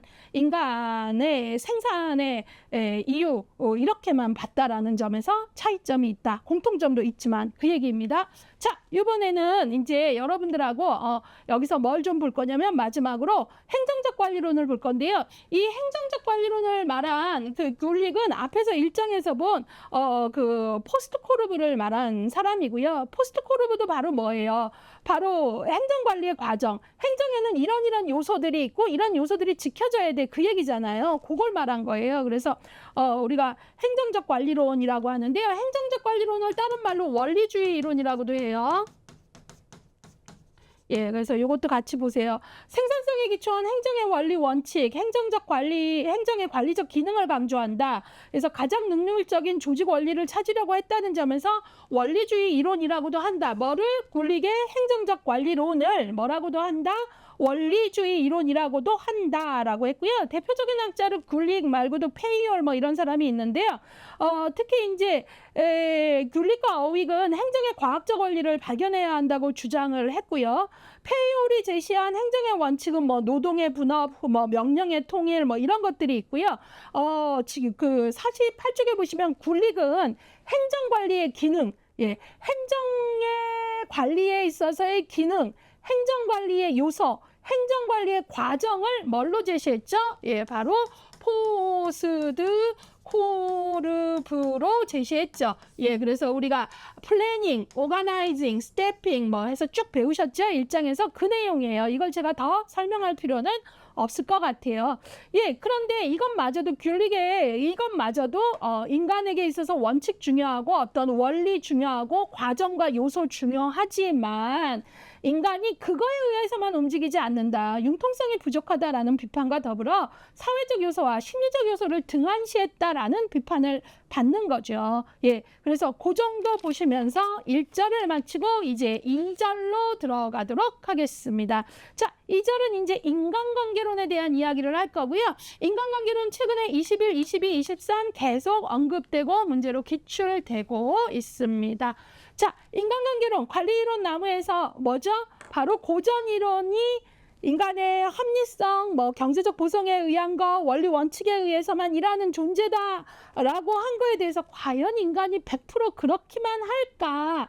라는 이제 질문을 던진 게 바로 인간관계론이고, 인간관계론의 대표학자로 얘기하는 게 이제 인간관계론을 처음에 우리가 그 이론적으로 만든 대표가 바로 메이오입니다. 메이오의 이 사람이 이제 그 호선 공장이라는 미국 서부의 전신전화 뭐 이런 거 만드는 공장이었는데요. 그 공장을 대상으로 이 메이오가 무려 제가 알기로는 8년인가를 실험을 해요. 예. 근데 이 사람의 이 실험을 하기 전에 가설이 뭐냐면 쉽게 말해서 이거예요. 인간은 과연 합리적 이유에서만 생산을 하고 노동을 할까? 인간은 비합리적 요소, 예컨대 인간적 요소, 뭐 상사와의 인간관계라거나 또 같이 일하는 동료가 마음이 맞는다라거나 이런 사회 심리 정서적인 요소가 생산성에 영향을 미치지 않을까? 라는 생각을 한 거죠. 예, 그래서 여러분들이 여기서 너무너무 중요한 게 있는데 뭐냐면 학생들이 인간관계론을 배우면 특히 사회복지학과 이쪽 친구들의 특징이 인간관계론 하면 오로지 인간관계만 생각하고 그런 게 아니라 인간관계론도 결국은 관심을 갖는 게 뭐냐면 생산성에, 예, 여러분 생산성에 경제적인 거, 합리적인 거 말고 인간적인 요소도 영향을 미치지 않을까예요. 생산성은 무시한 게 아니라 조직이라는 것 자체는 계약과 어떤 상호의 어때요? 상호의 어떤 만족이 중요하기 때문에 여기에서는 조직에서는 우리가 100% 인간관계만 말하지 않아요. 그쵸? 예. 계약이라는 게 사적인 감정이나 이런 게 아니라 공적인 요소들이 들어가는 거잖아요. 그래서 인간관계론이라고 해서 100% 인간관계만 좋게 하면 생산을 잘한다가 아니라 생산이라는 것에 인간관계도 경제적 보상 말고 비합리적 요소도 생산에 영향을 미치지 않을까라는 질문을 한 거죠. 그러니까 생산성에 여전히 관심이 없는 게 아니라 있다라는 걸 강조하는 거예요. 아셨죠? 그래서 학생들이 지문에 인간관계 이론은 생산성엔 관심이 없으며 인간관계가 이렇게 하면 맞는 줄 아는데 틀린 지문입니다. 생산성의 인간관계 인간관계도 영향을 미치지 않을까라는 가설을 검증하기 위해서 무려 8년간 실험을 한 거예요. 예, 그래서 이거 뭐 실험의 배경이 되게 재밌는데요. 이게 이제 이 사람이 이 가설을 갖고 이제 록펠러 재단에 이제 이거를 이제 뭐 제안을 했을 때 거기서 이제 록펠러 재단이 이거 해볼 만한 실험이다 해갖고 무려 8년간 돈을 대줍니다. 그래서 이 실험이 막 1기, 2기, 3기 막 이렇게 나눠져요. 그래서 어떤 학교 뭐 경영학이나 이런 걸 전공하는 데에서는 인간관계론만 한 학기 과목이 돼요. 예, 근데 이제 우리가 이렇게 무리한 작업을 하고 있는 거예요. 짧게 막 몇 분 안에 이걸 해결해보자라는 거죠. 자, 그래서 이 메이오가 서부의 전신전화 전화기 만드는 공장 같아요. 거기에서 이 가설을 검증하기 위해서 한 8년간 이 실험을 하게 됩니다. 아셨죠? 그 얘기를 조금 할게요. 그러면 이제 이 메이오의 호성공장 실험이 뭔지 알아야 되잖아요. 그래서 49쪽에 보시면 호성공장 실험에 대한 설명이 나와 있는데요. 그걸 제가 여기서 보면서 이렇게 그냥 말로 빨리 압축을 할게요. 자, 메이오는 인간의 생산성에 있어서 인간관계도 영향을 미치지 않을까? 심리사회적 요소도. 그래서 이 실험을 하기 위해서 이제 상당히 오랜 기간 실험을 하게 됩니다. 그래서 조명 실험, 계전기 조립 실험, 면접 실험, 배전 관찰 실험 등등 하는데 이걸 외우실 필요는 없어요. 제가 이게 장기간에 걸친 연구라는 얘기를 하고 싶어서 가져왔어요. 예, 그래서 이제 서부에 있는 전신전화 이 공장에서 이 실험을 하게 되는데 이 실험의 주 내용이 뭐냐면 환경이 생산성에 영향을 미칠까, 관계가 생산성에 영향을 미칠까 하면서 이제 여러 실험 중에 대표적인 게 조명이에요. 조명이라는 건 되게 물리적인 거잖아요. 예, 그래가지고 이제 실험 집단에 대해서 뭐 조명을 어떻게 하면서 뭐 통제 집단하고 어떤 변수가 생산성의 양에 어떤 차이가 있나 이런 걸 했는데 사실 이 조명 실험에서는 크게 생산성의 차이를 보이지 않았어요. 실험 집단과 통제 집단에. 그래서 조명의 밝기를 더 좋게 하는 물리적 환경에서 더 생산성이 높은가 아닌가 뭐 해갖고 실험 집단, 통제 집단 따로 두고 이렇게 해봤는데 큰 의미 있는 수치가 안 나온 거예요. 그런데 또 하나가 바로 어떤 실험이냐면 이게 중요한 거죠. 사이가 좋은 두 사람에게 조를 짤 때 일을 할 때 그냥 공장에서 이렇게 한 조 6명 일하세요가 아니라 한쪽은 그렇게 일을 하고 잘 모르는 사람들끼리 그냥 그렇게 하고 한쪽은 2명의 이미 친한 사람에게 너희가 각자 친한 사람을 데리고 와 이렇게 해갖고 각자 데리고 와갖고 총 몇 명? 6명. 그러면 이제 이 사람들은 이미 친한데 이 사람들이 데리고 온 사람들까지 해갖고 2명씩. 그래서 총 6명이 한 조를 했더니 사실은 제가 아주 친한 친구가 있다면 이 친구가 데려온 2명하고 제가 데려온 2명하고 제가 친한 친구하고는 그 친구하고 내가 잘 알기 때문에 그 사람들이 또 친한 사람에게 느끼는 호감이 있고 뭐 이런 어떤 것들이 있잖아요. 그래서 그렇게 6명으로 짠 거하고 그냥 배치된 조하고 일을 시켜봤더니 유의미한 차이가 나온 거죠. 생산성에. 그러니까 이게 우리가 뭐 흔히 생각할 때 친한 사람끼리 일하면 더 잡담 많이 하고 뭐 더 일이 저기 할 것 같다고 생각할 수도 있는데 실제 실험을 해봤더니 이게 소위 응집력이 더 좋아서 우리 뭐 열심히 일하고 애 9시 일해서 뭐 갈 때 차 한잔하자 할 수 있을 만큼 이게 좋게 작동을 해서 인간관계 심리사회적 요소도 생산성에 영향을 미친다라는 걸 이 실험이 검증을 해냅니다. 그래서 그게 호성공장 실험의 중요한 의미이죠. 그래서 호성공장 실험 결과를 좀 보시면 인간의 사회심리적 욕구는 금전적인 동기 못지않게 금전적인 동기를 더 주면 인간은 집단으로 있지 않고 개인으로 있기 때문에 차별적 성과금 더 주면 더 잘 일할 거야. 이게 테일러니즘이었는데 그게 아니라 금전적인 동기만이 아니라 그걸 금전적 동기를 완전 부인한 게 아니라 그것만이 아니라 인간은 바로 사회적 상호작용, 바로 심리사회적 욕구, 일하고 싶은 사람이 있다라는 거죠. 이런 어떤 것이 영향을 미친다는 거. 그래서 인간의 인간적 욕구도 생산성에서 무시할 수 없다라는 걸 밝혔다라는 게 이 실험의 의의입니다. 됐나요?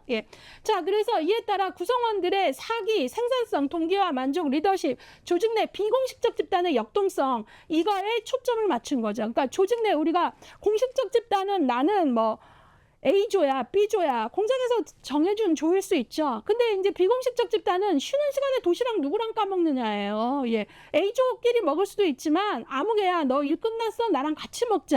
인간은 이렇게 비공식적 집단, 인포멀한 집단이 있고 이것들도 생산성에 영향을 미친다라는 이런 사회 심리적 요소가 생산성에 영향을 미친다라는 걸 밝힌 게 호성공장 실험이라는 거죠. 뭐 호성공장 실험에 대해서는 이후에 또 뭐 여타의 어떤 비판도 있고 하지만 일단 우리 1급에서는 그 부분에 포인트를 둡니다. 아셨죠? 예. 그러면 이제 제가 거의 다 앞으로 봐야 되는 내용은 이거 메이어의 호성공장 실험으로 인간관계론 좀 본 것 같아요. 일단 제가 책을 그냥 읽어볼게요. 읽혀지나 보세요. 글자가 아니라 내용이 들어오나 보시라고요. 49쪽 메이어는 호성공장 실험을 통해 생산과 관리에서 인간적 요소와 감정적 중요성이 제기되었다. 인간의 사회 심리적 욕구와 구성원의 사회적인 상호작용이 생산성에 중요한 영향을 미친다는 걸 이 호성공장 실험 결과로 밝혀준 거죠. 그게 바로 인간관계 이론의 출발점이 되었다라는 거예요. 이해 가셨죠? 이거 더 설명 안 해도 될 것 같아요. 방금 했기 때문에. 자, 그러면 그 밑에 호성공장 실험 한 걸음 더는 여기서 지금 같이 설명했기 때문에 안 해도 될 것 같고요. 주요 내용 보겠습니다. 구성원의 사기와 생산성, 동기와 만족, 리더십, 조직 내 비공식적 집단의 역동성 등 구성원의 상호작용에 초점을 둔다. 예, 그래서 이제 인간관계 이런 부분들이 영향 미치는 거죠. 비공식적 집단. 그래서 50쪽에 보시면 인간관계 이론의 특성이 나오는데요. 이것들이 뭐 최근으로 보면 뭐 그 21회 때도 나왔고요. 또 17회 때도 이런 내용들을 정확히 알아야 되는 문제들이 빠졌었습니다.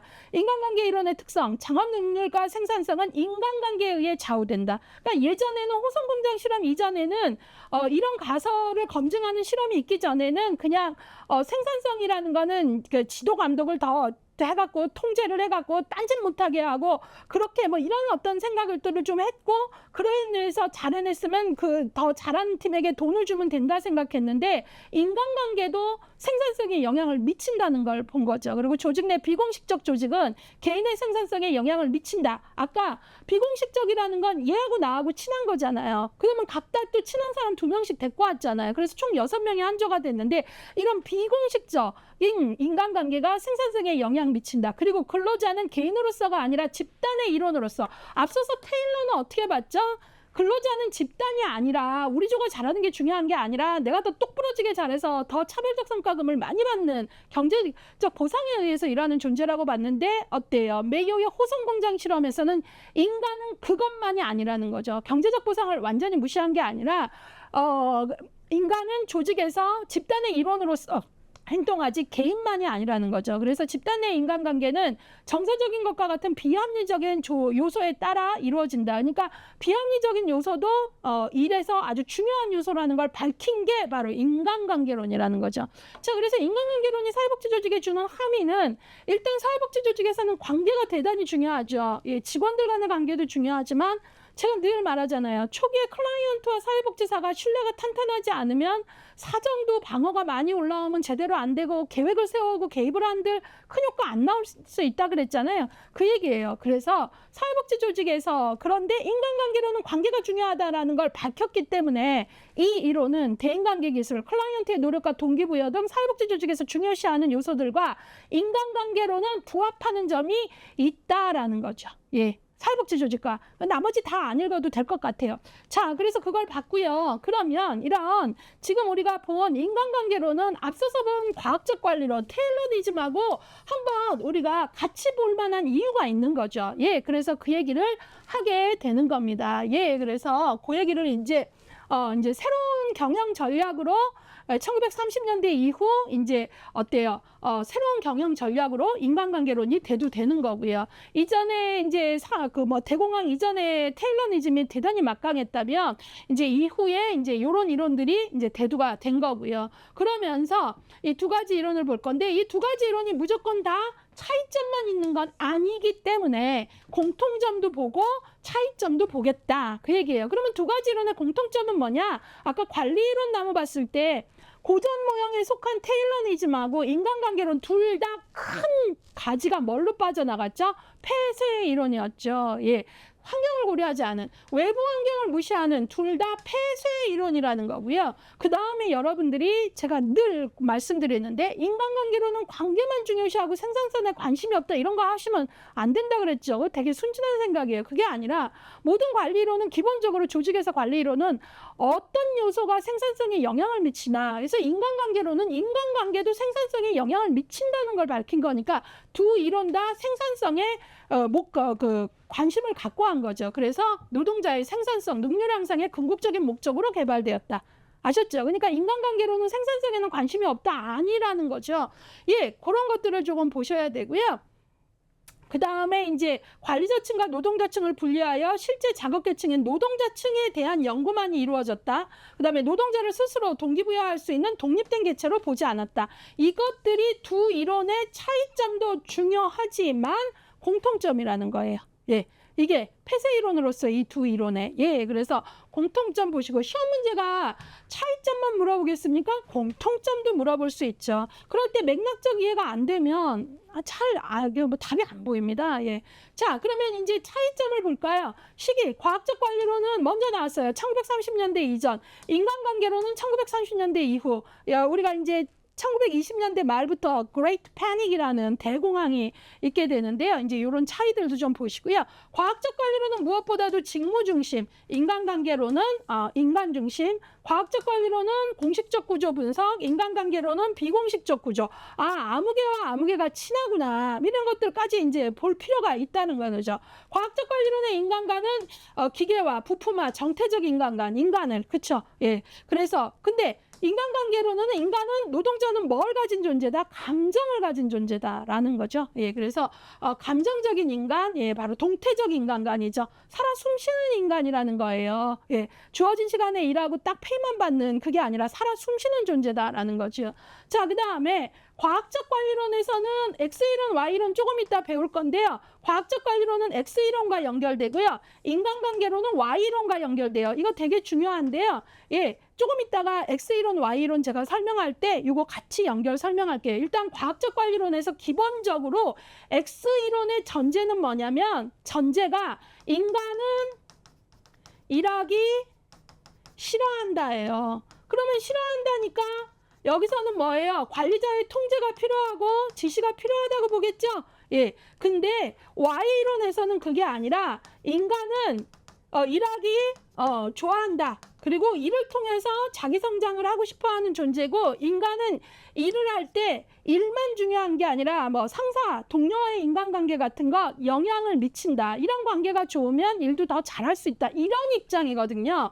그렇기 때문에 인간관계로는 Y이론과 연결되는 거고, 과학적 관리론에서는 주어진 시간에 딴짓 안 하고 잘하나? 뭐 이런 것들, 통제와 지시 이런 것들이 중요하잖아요. 인간관 자체가 일하기 싫어한다고 보는 거니까. 그래서 X이론과 연결되는 거예요. 조금 이따 이거 더 설명할 거예요. 예. 그 다음에 이제 능률성은 과학적 관리로는 기계적 능률성, 그 다음에 인간관계로는 사회적 능률성. 예. 그래서 능률성도 기계적인 것만 있지 않다는 걸 발견해 준 거고요. 과학적 관리로는 인간은 물질적 경제적 동기로 일한다. 인간관계로는 그것만이 아니라 인간이 일하는 동기에는 비경제적 인간적 동기도 작동한다라는 거죠. 예, 뭐 그런 것들이에요. 예, 그래서 여러분들이 이런 것들을 잘 이해하셔야 되고, 이거 다 문제 봐십니다. 과학적 관리론과 인간관계론의 공통점만 묶어라. 공통점이 아닌 것은 또 두 개의 차이점으로 맞는 것은 틀린 것은 나오겠죠. 특히 차이점 같은 건 문제 너무 내고 싶을 것 같아요. X이론, Y이론 연결하시는 거 너무 중요하다라는 얘기 하고요. 예, 그거 보시고 이제 여러분들이 그 표까지 보셨으면 51쪽에 인간관계 이론의 한계, 예, 인간관계 이론 마냥 좋은 것 같지만 이것도 한계가 있다라는 거죠. 왜? 기본적으로는 폐쇄 이론이기 때문에 바로 심리사회적 변수 이외에 환경, 자원 이런 어떤 변수들을 보지 못했다라는 거죠. 그런 한계가 있다라는 걸 꼭 알아주셔야 되겠습니다. 예, 그래서 우리가 현대사회로 올수록 조직 혼자 열심히 해도 안 되잖아요. 조직 내에서도 또 정치 경제적 어떤 요소들이 있고, 조직 밖으로 나가면 그런 어떤 환경적 요소의 영향은 더 크잖아요. 예, 그래서 바로 그런 한계들을 갖는다라는 것들을 기억을 해주시길 바라고요. 이제 아까 얘기했던 맥그리거의 X이론, Y이론을 보도록 하겠습니다. 자, 맥그리거 조금 볼까요? 이 사람입니다. 예, 이 사람의 맥그리거는 인간의 본성과 행위에 관해 각각 상이한 가정을 바탕으로 상이한 가정, 인간관이 각각 다른 거죠. X이론과 Y이론을 발전시켰다 그랬어요. 자, 일단 X이론과 Y이론을 발전시켰는데요. 예, X이론, Y이론, 인간에 대한 상이한, 같지 않은 전제죠. 자, 여러분 한번 제가 그 맥그리거의 입장에서 물어볼게요. 여러분들이 인간은 원래 일하기 좋아하는 존재다. 한번 혼자 대답을 해보세요. 어떤 분은 아유 세상에 그런 사람이 어딨어 이렇게 할 거고요. 어떤 사람은 그래 일을 통해서 좀 힘들지만 성장하고 싶어하지 이런 분도 계실 거예요. 제가 이제 대학 수업을 할 때 이제 행정론 필수 과목이니까 인원들이 좀 많죠. 그러면 이걸 물어봐요. 인간은 원래 일하기 좋아하는 존재다? 아니다. 뭔 소리냐? 인간은 원래 일하기 좋아하지 않는다. 일하기 싫어한다. 둘 중에 하나를 선택해라 하고 손을 들어보라고 하면 아주 특이한 클래스가 아닌 이상은 일하기 싫어하는 존재다가 더 많이 나옵니다. 예, 일하기 싫어하는 존재다가 바로 X이론입니다. 인간은 일하기 싫어하는 존재다. 여기서 지금 맞고 틀리다 얘기하는 거 아니에요. 근데 상대적으로 주위에 한 10명 물어보세요. 이 X이론의 인간관 전제가 더 많이 나옵니다. 그러면 Y이론은 반대입니다. 인간은 일하기 원하고 일하기 좋아한다라는 거예요. 그러면 여러분 보세요. 여러분들이 관리자예요. 그러면 내가 갖고 있는 인간관이 무엇이냐에 따라 내 관리 방식이 똑같겠습니까? 다르겠습니까? 다를 수밖에 없죠. 인간들은 원래 일하기 싫어해 라고 한다면 통제와 지시하고 싶어 하겠죠. 통제, 지금 뭐 하는 거야? 커피 타임이 왜 이렇게 길어? 라거나 잡담을 하고 있는 거 아니야? 막 이러는 거고요. 또 지시하잖아요. 뭐 다음에 뭔데? 뭐 이런 식으로 계속 지시하죠. 근데 Y론 같은 경우는 그게 아니잖아요. 통제와 지시가 아니라 인간은 일하기 좋아한다라고 얘기하니까 믿어주고 그 다음에 칭찬과 그 다음에 적절한 보상 이런 것들이 중요하다라고 보는 거죠. 예, 이게 바로 당연히 이렇게 그 인간관이 다르면 그 관리 방식이 다르다라는 얘기를 하고 있는 거예요. 자, 그러면 책을 빨리 보겠습니다. X이론은 통제와 지시가 행해지는 전통적 관리 이론과 관계가 깊다. Y로는 인간의 권리와 제한이 고무되고 지지되며 민주적인 참여 이것이 강조되는 것이다.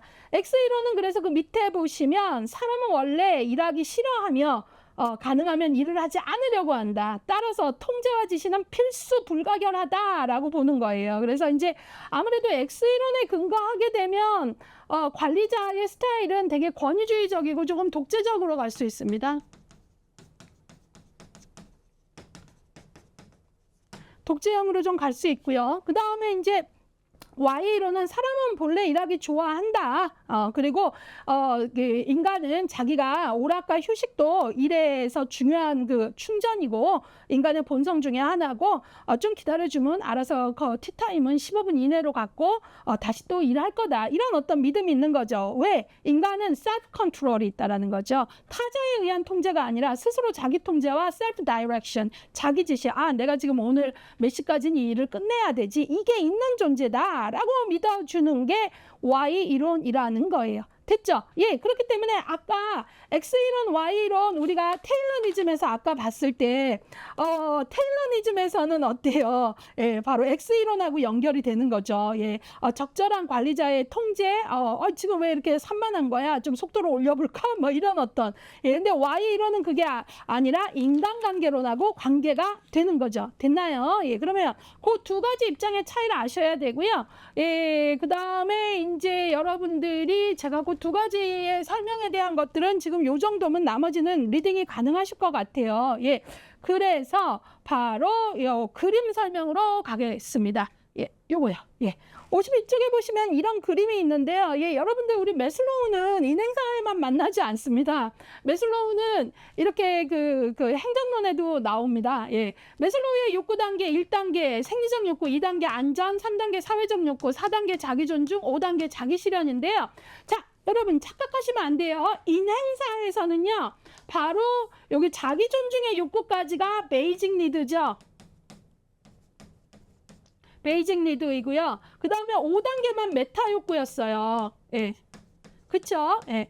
예. 그랬는데, 행정론에서는 지금 이 얘기하는 거 아니에요. 그러니까 인행사하고 헷갈리시면 안 돼요. 예, 이거 아니에요. 이건 인행사에서 매슬로우가 인간에게 기본적인 욕구는 4단계, 그 다음에 메타 욕구는 5단계, 요거는 인행사에서 보는 거고요. 지금 우리가 보는 건 X1호는 1, 2, 3단계까지이고요. 그 다음에 맥그리거의 Y1호는 4, 5단계 인간이라는 거예요. 왜 그런지 설명을 해볼게요. 이거 헷갈리시면 안 돼요. X1호인 사람들은 일하기 싫어하죠. 근데 왜 일하냐고 물어보면 1, 2, 3단계의 욕구 때문에 일한다는 거예요. 3단계까지. 제가 해볼게요. 리얼하게. 생리적 욕구 뭐죠? 배를 고를 수는 없지. 나 먹기 위해서 일하러 간다. 예, 이러는 거예요. 예. 그래서 생리적 욕구, 굶지 않으려면 일해야지. 안전에 대한 욕구, 예. 언제까지 뭐 이렇게 그 불안정한 주거 환경에서 살 거야 라거나, 이제 그 적어도 뭐, 도시 아니어도 변두리라도 내 집을 가져야지 라거나, 뭐 어떤 안전에 대한 욕구, 뭐 그 좀 더 좋은 환경에 대한 욕구, 뭐 이런. 그런 것 때문에 일을 한다. 그 다음에 사회적 욕구, 이게 원래 이게 애정에 대한 욕구잖아요. 애정과 소속. 예, 이런 말들 많이 하잖아요. 일하기 너무 싫은데 마누라와 뭐 그 토끼 같은 아이들을 보니 뭐 일하러 나가야 되겠다. 뭐 이런 거죠. 여기까지가 X이론이라는 거예요. 일하기 싫지만 배는 굶지 않아야지. 또 좀 언제까지 그 지금 이렇게 열악한 주거 환경에 살 거야라거나, 마누라와 자식을 보면 나가서 일해야지. 뭐 이런 거예요. 이런 게 X이론.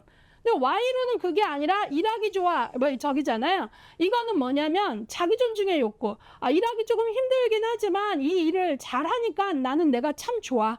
내가 조금 그리고 타자들도 내가 일을 요번 걸 잘 프로젝트 했다고 인정해 주니까 내가 참 좋네. 예, 이거예요. 그다음에 자기 실현의 욕구. 이거 지금 조금 힘들지만 이건 누군가 인류를 위해서 꼭 필요한 일이라면 나는 이거를 하겠어. 뭐 이런 어떤 것들이 여기에 들어갈 수 있고, 나는 정말 직업에서 나의 나다움을 표현하고 싶어. 이런 욕구에서 일한다라는 거죠. 이게 바로 Y이론이에요. 그러니까 일하기 좋아. 나는 일을 통해서 나를 표현하겠어. 뭐 이런 거잖아요. 예, 그래서 행정론에서 맥그리거의 X이론, Y이론은, X이론은 일하기 싫어의 인간 간의 전제한 일하는 동기가 1, 2, 3단계고요. Y이론은 4, 5단계인 거죠. 예, 시험에 나올 수 있죠. 예, 그래서 이것들 연결하고 인행사와 헷갈리지 마셔요. 예, 맥그리거가 나왔을 때 내가 지금 보고 있는 과목이 행정론, 그리고 맥그리거의 X이론, Y이론하고 연결해야 되는지,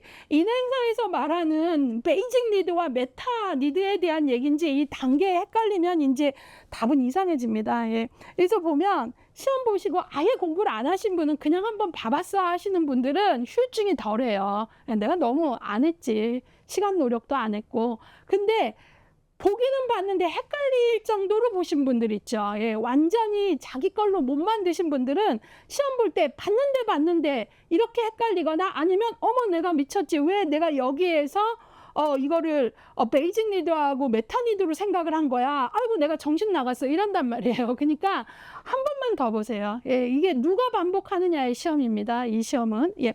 자, 그래서 요거 연결하셔야 돼요. 문제 어떻게 나올까요? 맥그리거의 X이론에 해당하는 매슬로우의 욕구를 묶어라 하면 3단계까지만 묶으셔야 돼요. 됐나요? 예. 이번에 룬트 스탠드 조금 보도록 하겠습니다. 룬트 스탠드 되게 재밌습니다. 예, 이 사람은 조직에서는 X이론으로도 Y이론으로도 설명 안 되는 인간들이 있더라. 그래서 그걸 바로 Z이론이라 그랬어요.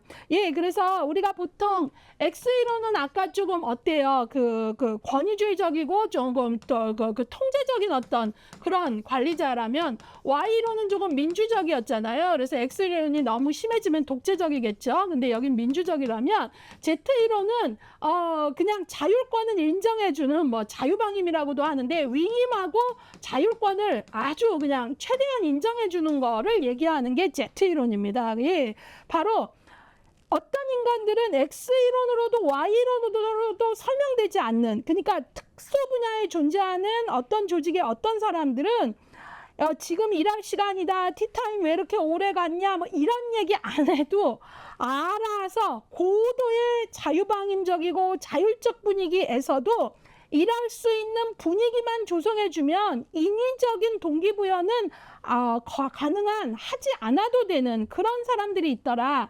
그 사람들을 바로 제트 이론이라고 했어요. 그러니까 이 사람들에게는 어때요? 고도의 자율적이고 일할 수 있는 환경만 마련해주면 된다는 거죠. 그래서 대부분 특수 분야에 종사하는 뭐 어떤 학자라거나 연구원 이런 얘기들을 조금 많이 하는데, 제 생각에는 이게 뭐 연구원이고 학자라 그래서 뭐 또 교수라 그래서 다 제트 이론으로 막 스스로 막 그러진 않아요. 근데 오히려 이 룬트스탠드가 말하고 싶었던 제트 이론에 해당하는 사람들은 조금 자기 일에 대해서 장인 정신 있는 사람들이에요. 예. 이런 사람들은 왜 뭐 천문학자가 뭐 내 생에 한 번밖에 못 보는 별이 떨어진단다 그러면 밤새서 산을 올라가서 그 별똥을 보려고 하잖아요. 그렇죠? 예. 이런 어떤 고도의 자율적인 분위기에서도 하는 그런 인간들이 있더라. X이론에도 Y이론에도 넣을 수 없는, 예, 이런 사람들을 뭐라 그런다? Z이론으로 본다. 그 정도만 보겠습니다. 예. 그러면 이제 거기까지 봤고요. 이제 요번 강의에서 체계이론까지 본다 그랬죠? 예, 좀 힘드신 거 아는데 여기까지 볼게요. 예, 체계이론은 상대적으로 기출은 낮아요. 예. 그래서 여기 보시면 더구나 최근엔 거의 안 나와요. 그 다음에 여기서는 제가 설명하기가 좀 좋은 게, 아마도 행정론은 제가 이렇게 강의 듣는 횟수들을 보면 좀 늦게 들으세요. 근데 그쯤 되면은 인행사에서도 체계이론을 들으셨고 실천론에서도 또 들으셨기 때문에 여기서 이 체계이론을 제가 아주 그 세분화돼서 설명할 필요는 없을 것 같고요. 행정론 이 부분에 체계이론이 왜 나왔고 어떤 위치인가 이것만 짚어드릴게요. 자, 체계이론에서 이제 우리가 봐야 되는 건 요거를 조금 볼게요. 요 그림으로 설명하는 게 제일 빠르고 좋을 것 같아요. 자, 이 그림이 뭐냐면, 여러분 체계이론에서 제가 어떤 얘기 합니까? 가족을 단위로 체계이론 얘기할 때 뭐죠? 가족은 무엇과 같아서? 모빌과 같아서. 그런 얘기 하잖아요. 그러니까 어떤 걸 건드리면 서로 영향을 막 주고받는다 그러잖아요. 예, 체계이론으로 그 조직 관리를 보는 게 바로 이거예요. 자, 조직이라는 건 말이야, 여러 가지 하위 체계들이 있어. 체계이론에서 부분과 전체를 얘기하잖아요.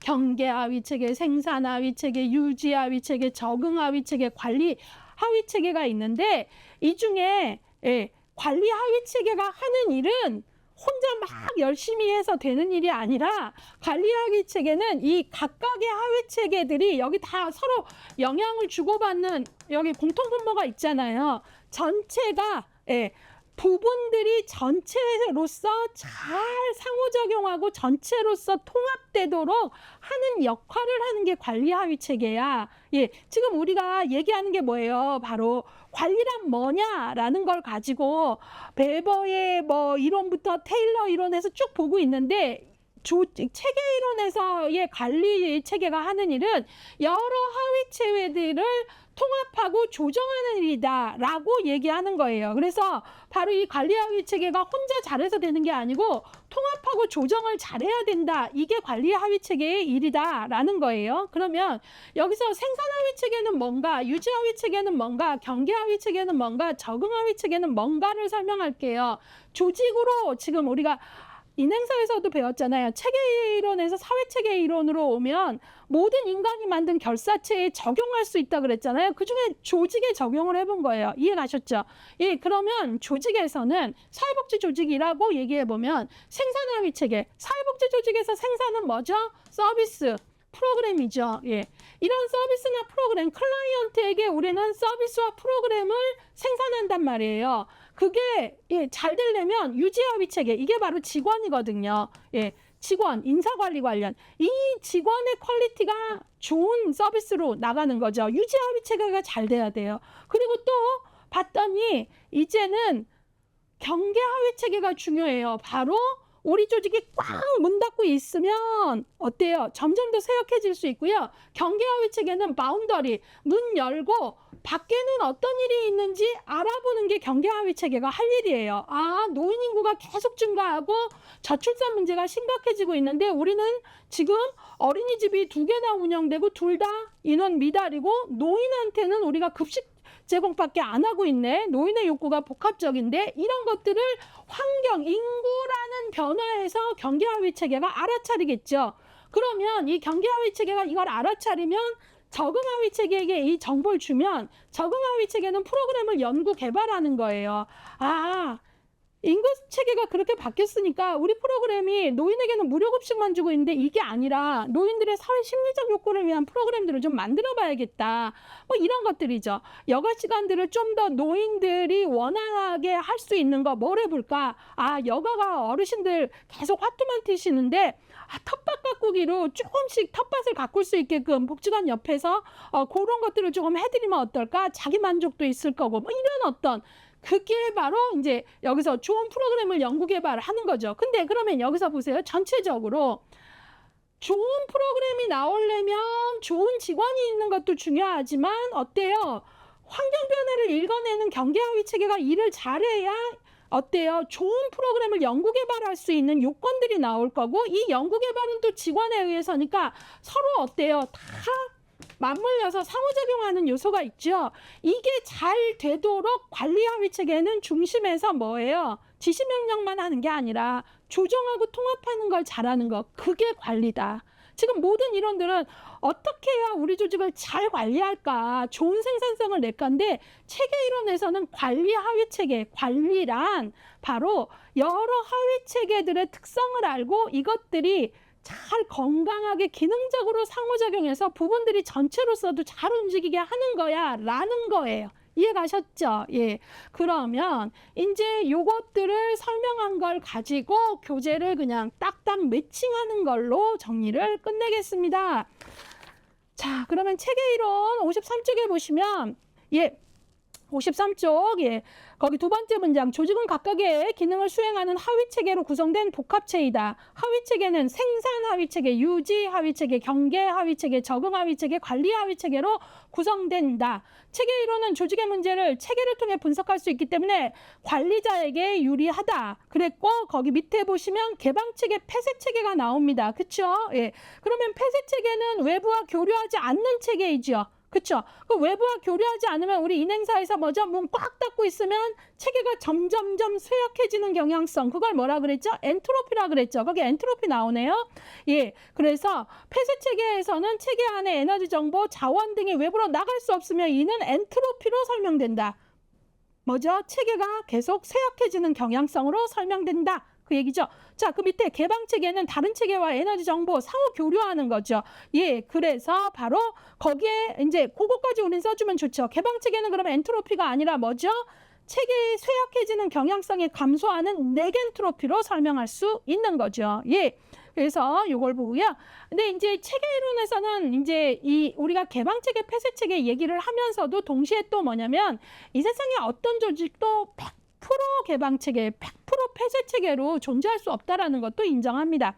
이제 이론이니까 개념적 정리는 그렇게 구분되게 해드리는 거고요. 자, 그러면 54쪽에 보시면 조직 이론에 이제 체계 이론을 적용한다면 우리가 이제 어때요? 이런 체계 이론의 그 관점으로 본다면 우리가 어때요? 그 어떤 폐쇄 체계가 아니라 건강한 개방 체계적 관점을 가질 때 우리가 어때요? 조직이 좀 더 건강할 수 있고 사회복지 조직은 점점 더 이제 우리 조직의 몇 개의 서비스로 클라이언트의 복합적 욕구에 만족할 수 없다는 걸 알기 때문에 네트워킹이 중요하다라는 걸 알게끔 하잖아요. 예, 그렇기 때문에 조직 이론에 적용해서 거기 보시면 그런 얘기들이 이제 조직을 폐쇄적 관점으로 이해하면 했고 조직을 개방적 관점으로 이해하면 이런 문장이 나온 거죠. 거기에 개방적 관점은 조직들 간의 상호 의존적 성격을 강조하며 외부 환경들 간의 관계에 관심을 보이고 조직들 간의 관계를 관리하고 네트워킹을 중요시한다. 이런 말이 나오는 거죠. 예, 그래서 이 말이 나올 수밖에 없습니다. 예, 그리고 이제 우리가 여기서 개방이론, 폐쇄이론을 배웠기 때문에 바로 지금까지 배워왔던 이론들과 관련해서 54쪽 맨 위에 문장을 보시면 고전 이론과 인간관계 이론, 앞서서 본 이 이론들은 대표적인 폐쇄체계 관점이고 이제 우리가 이거 다음에 배우게 되는 조직환경 이론, 상황 이론, 정치경제 이론 이런 것들은 대표적인 개방 이론이라는 걸 알 수 있죠. 이거는 제가 관리 이론 나무에서 처음에 설명을 했기 때문에 추가 설명 안 할게요. 이 이론 분류하는 거 나온다 그랬죠. 예, 그런 다음에 이제 조직의 하위 체계 요것들에 대한 설명이 나오는데 저는 이거를 뭘로 설명했어요? 아까 그림으로 설명했죠. 생산 하위 체계. 예, 아까 뭐라 그랬어요? 서비스를 제공하는 기능을 한다 그랬잖아요. 또 넘겨보시면 유지 하위 체계. 바로 보상 체계, 교육 훈련. 바로 누구? 직원에 관한 얘기이죠. 예, 그래서 직원들이 이런 것들이 잘 돼야 서비스도 좋아지는 거죠. 예, 그래서 직원들이 이제 각자의 목표를 조직의 목표로 잘 통합하도록 도와야 돼요. 경계하위 체계는 아까 뭐라 그랬어요? 우리 조직과 외부와의 관계를 알 수 있어야 되잖아요. 그리고 외부 환경으로부터 오는 압력에 대항할 수 있는 힘이 필요한 거죠. 아까 얘기했잖아요. 지금 환경의 인구 변화가 이러네? 뭐 이런. 그런 다음에 그럼 그걸 읽었으면 56쪽의 적응하위 체계가 뭐예요? 연구하고 계획을 해야죠. 우리 프로그램들을 좀 바꿔봐야 되겠어. 좀 더 지역사회에서 더 수요가 있고 그 지역사회가 인정할 수 있는 이런 식으로 이제 바꾸고, 그래서 관리하위 체계는 결론적으로 뭘 해야 되냐? 바로 관리하위 체계는 56쪽에서 보면 다른 4가지 하위 체계, 바로 뭐겠습니까? 생산하위 체계, 유지하위 체계, 경계하위 체계, 적응하위 체계를 뭐 하는 거죠? 조정, 통합하기 위한 리더십을 제공한다라고 나와 있는 거죠. 예, 그래서 이 부분은 이 그림을 이해하는 설명으로 간다면 문제 없을 것 같다. 그래서 이렇게 정리를 할게요. 예, 더 이제 특히 이 체계 모형은 우리가 앞서서 배운 고전 모형이나 인간관계 이론은 폐쇄 이론이고, 이제 우리가 요 다음 강에서 배워야 되는 어떤 이론들은 조직환경 이론의 상황 이론, 정치경제 이론 뭐 등등, 이제 그 다음에 현대조직 이론, MBO, TQM 뭐 이런 것들이 이제 그 개방 이론의 성격을 갖는다는 걸 이제 우리가 알 수 있게 해준 거죠. 자, 여기까지 해서 3-1강 했습니다. 예, 내용 많은 거 알고 있고요. 근데 여러분들이 좀 이런 지적 호기심, 내가 관리자라면 조직에 대해 어떤 인간관을 갖고 어떤 관리를 할 것 같은지, 이 많은 이론들 중에 어떤 이론들이 나에게 설득력이 있는지 뭐 이런 것들을 좀 생각하면서 들으면 이론이 이론으로만 있는 게 아니라 텍스트가 텍스트로만 있는 게 아니라 내 삶에 적용이 되는 거죠. 입체적으로. 그게 진짜 공부입니다.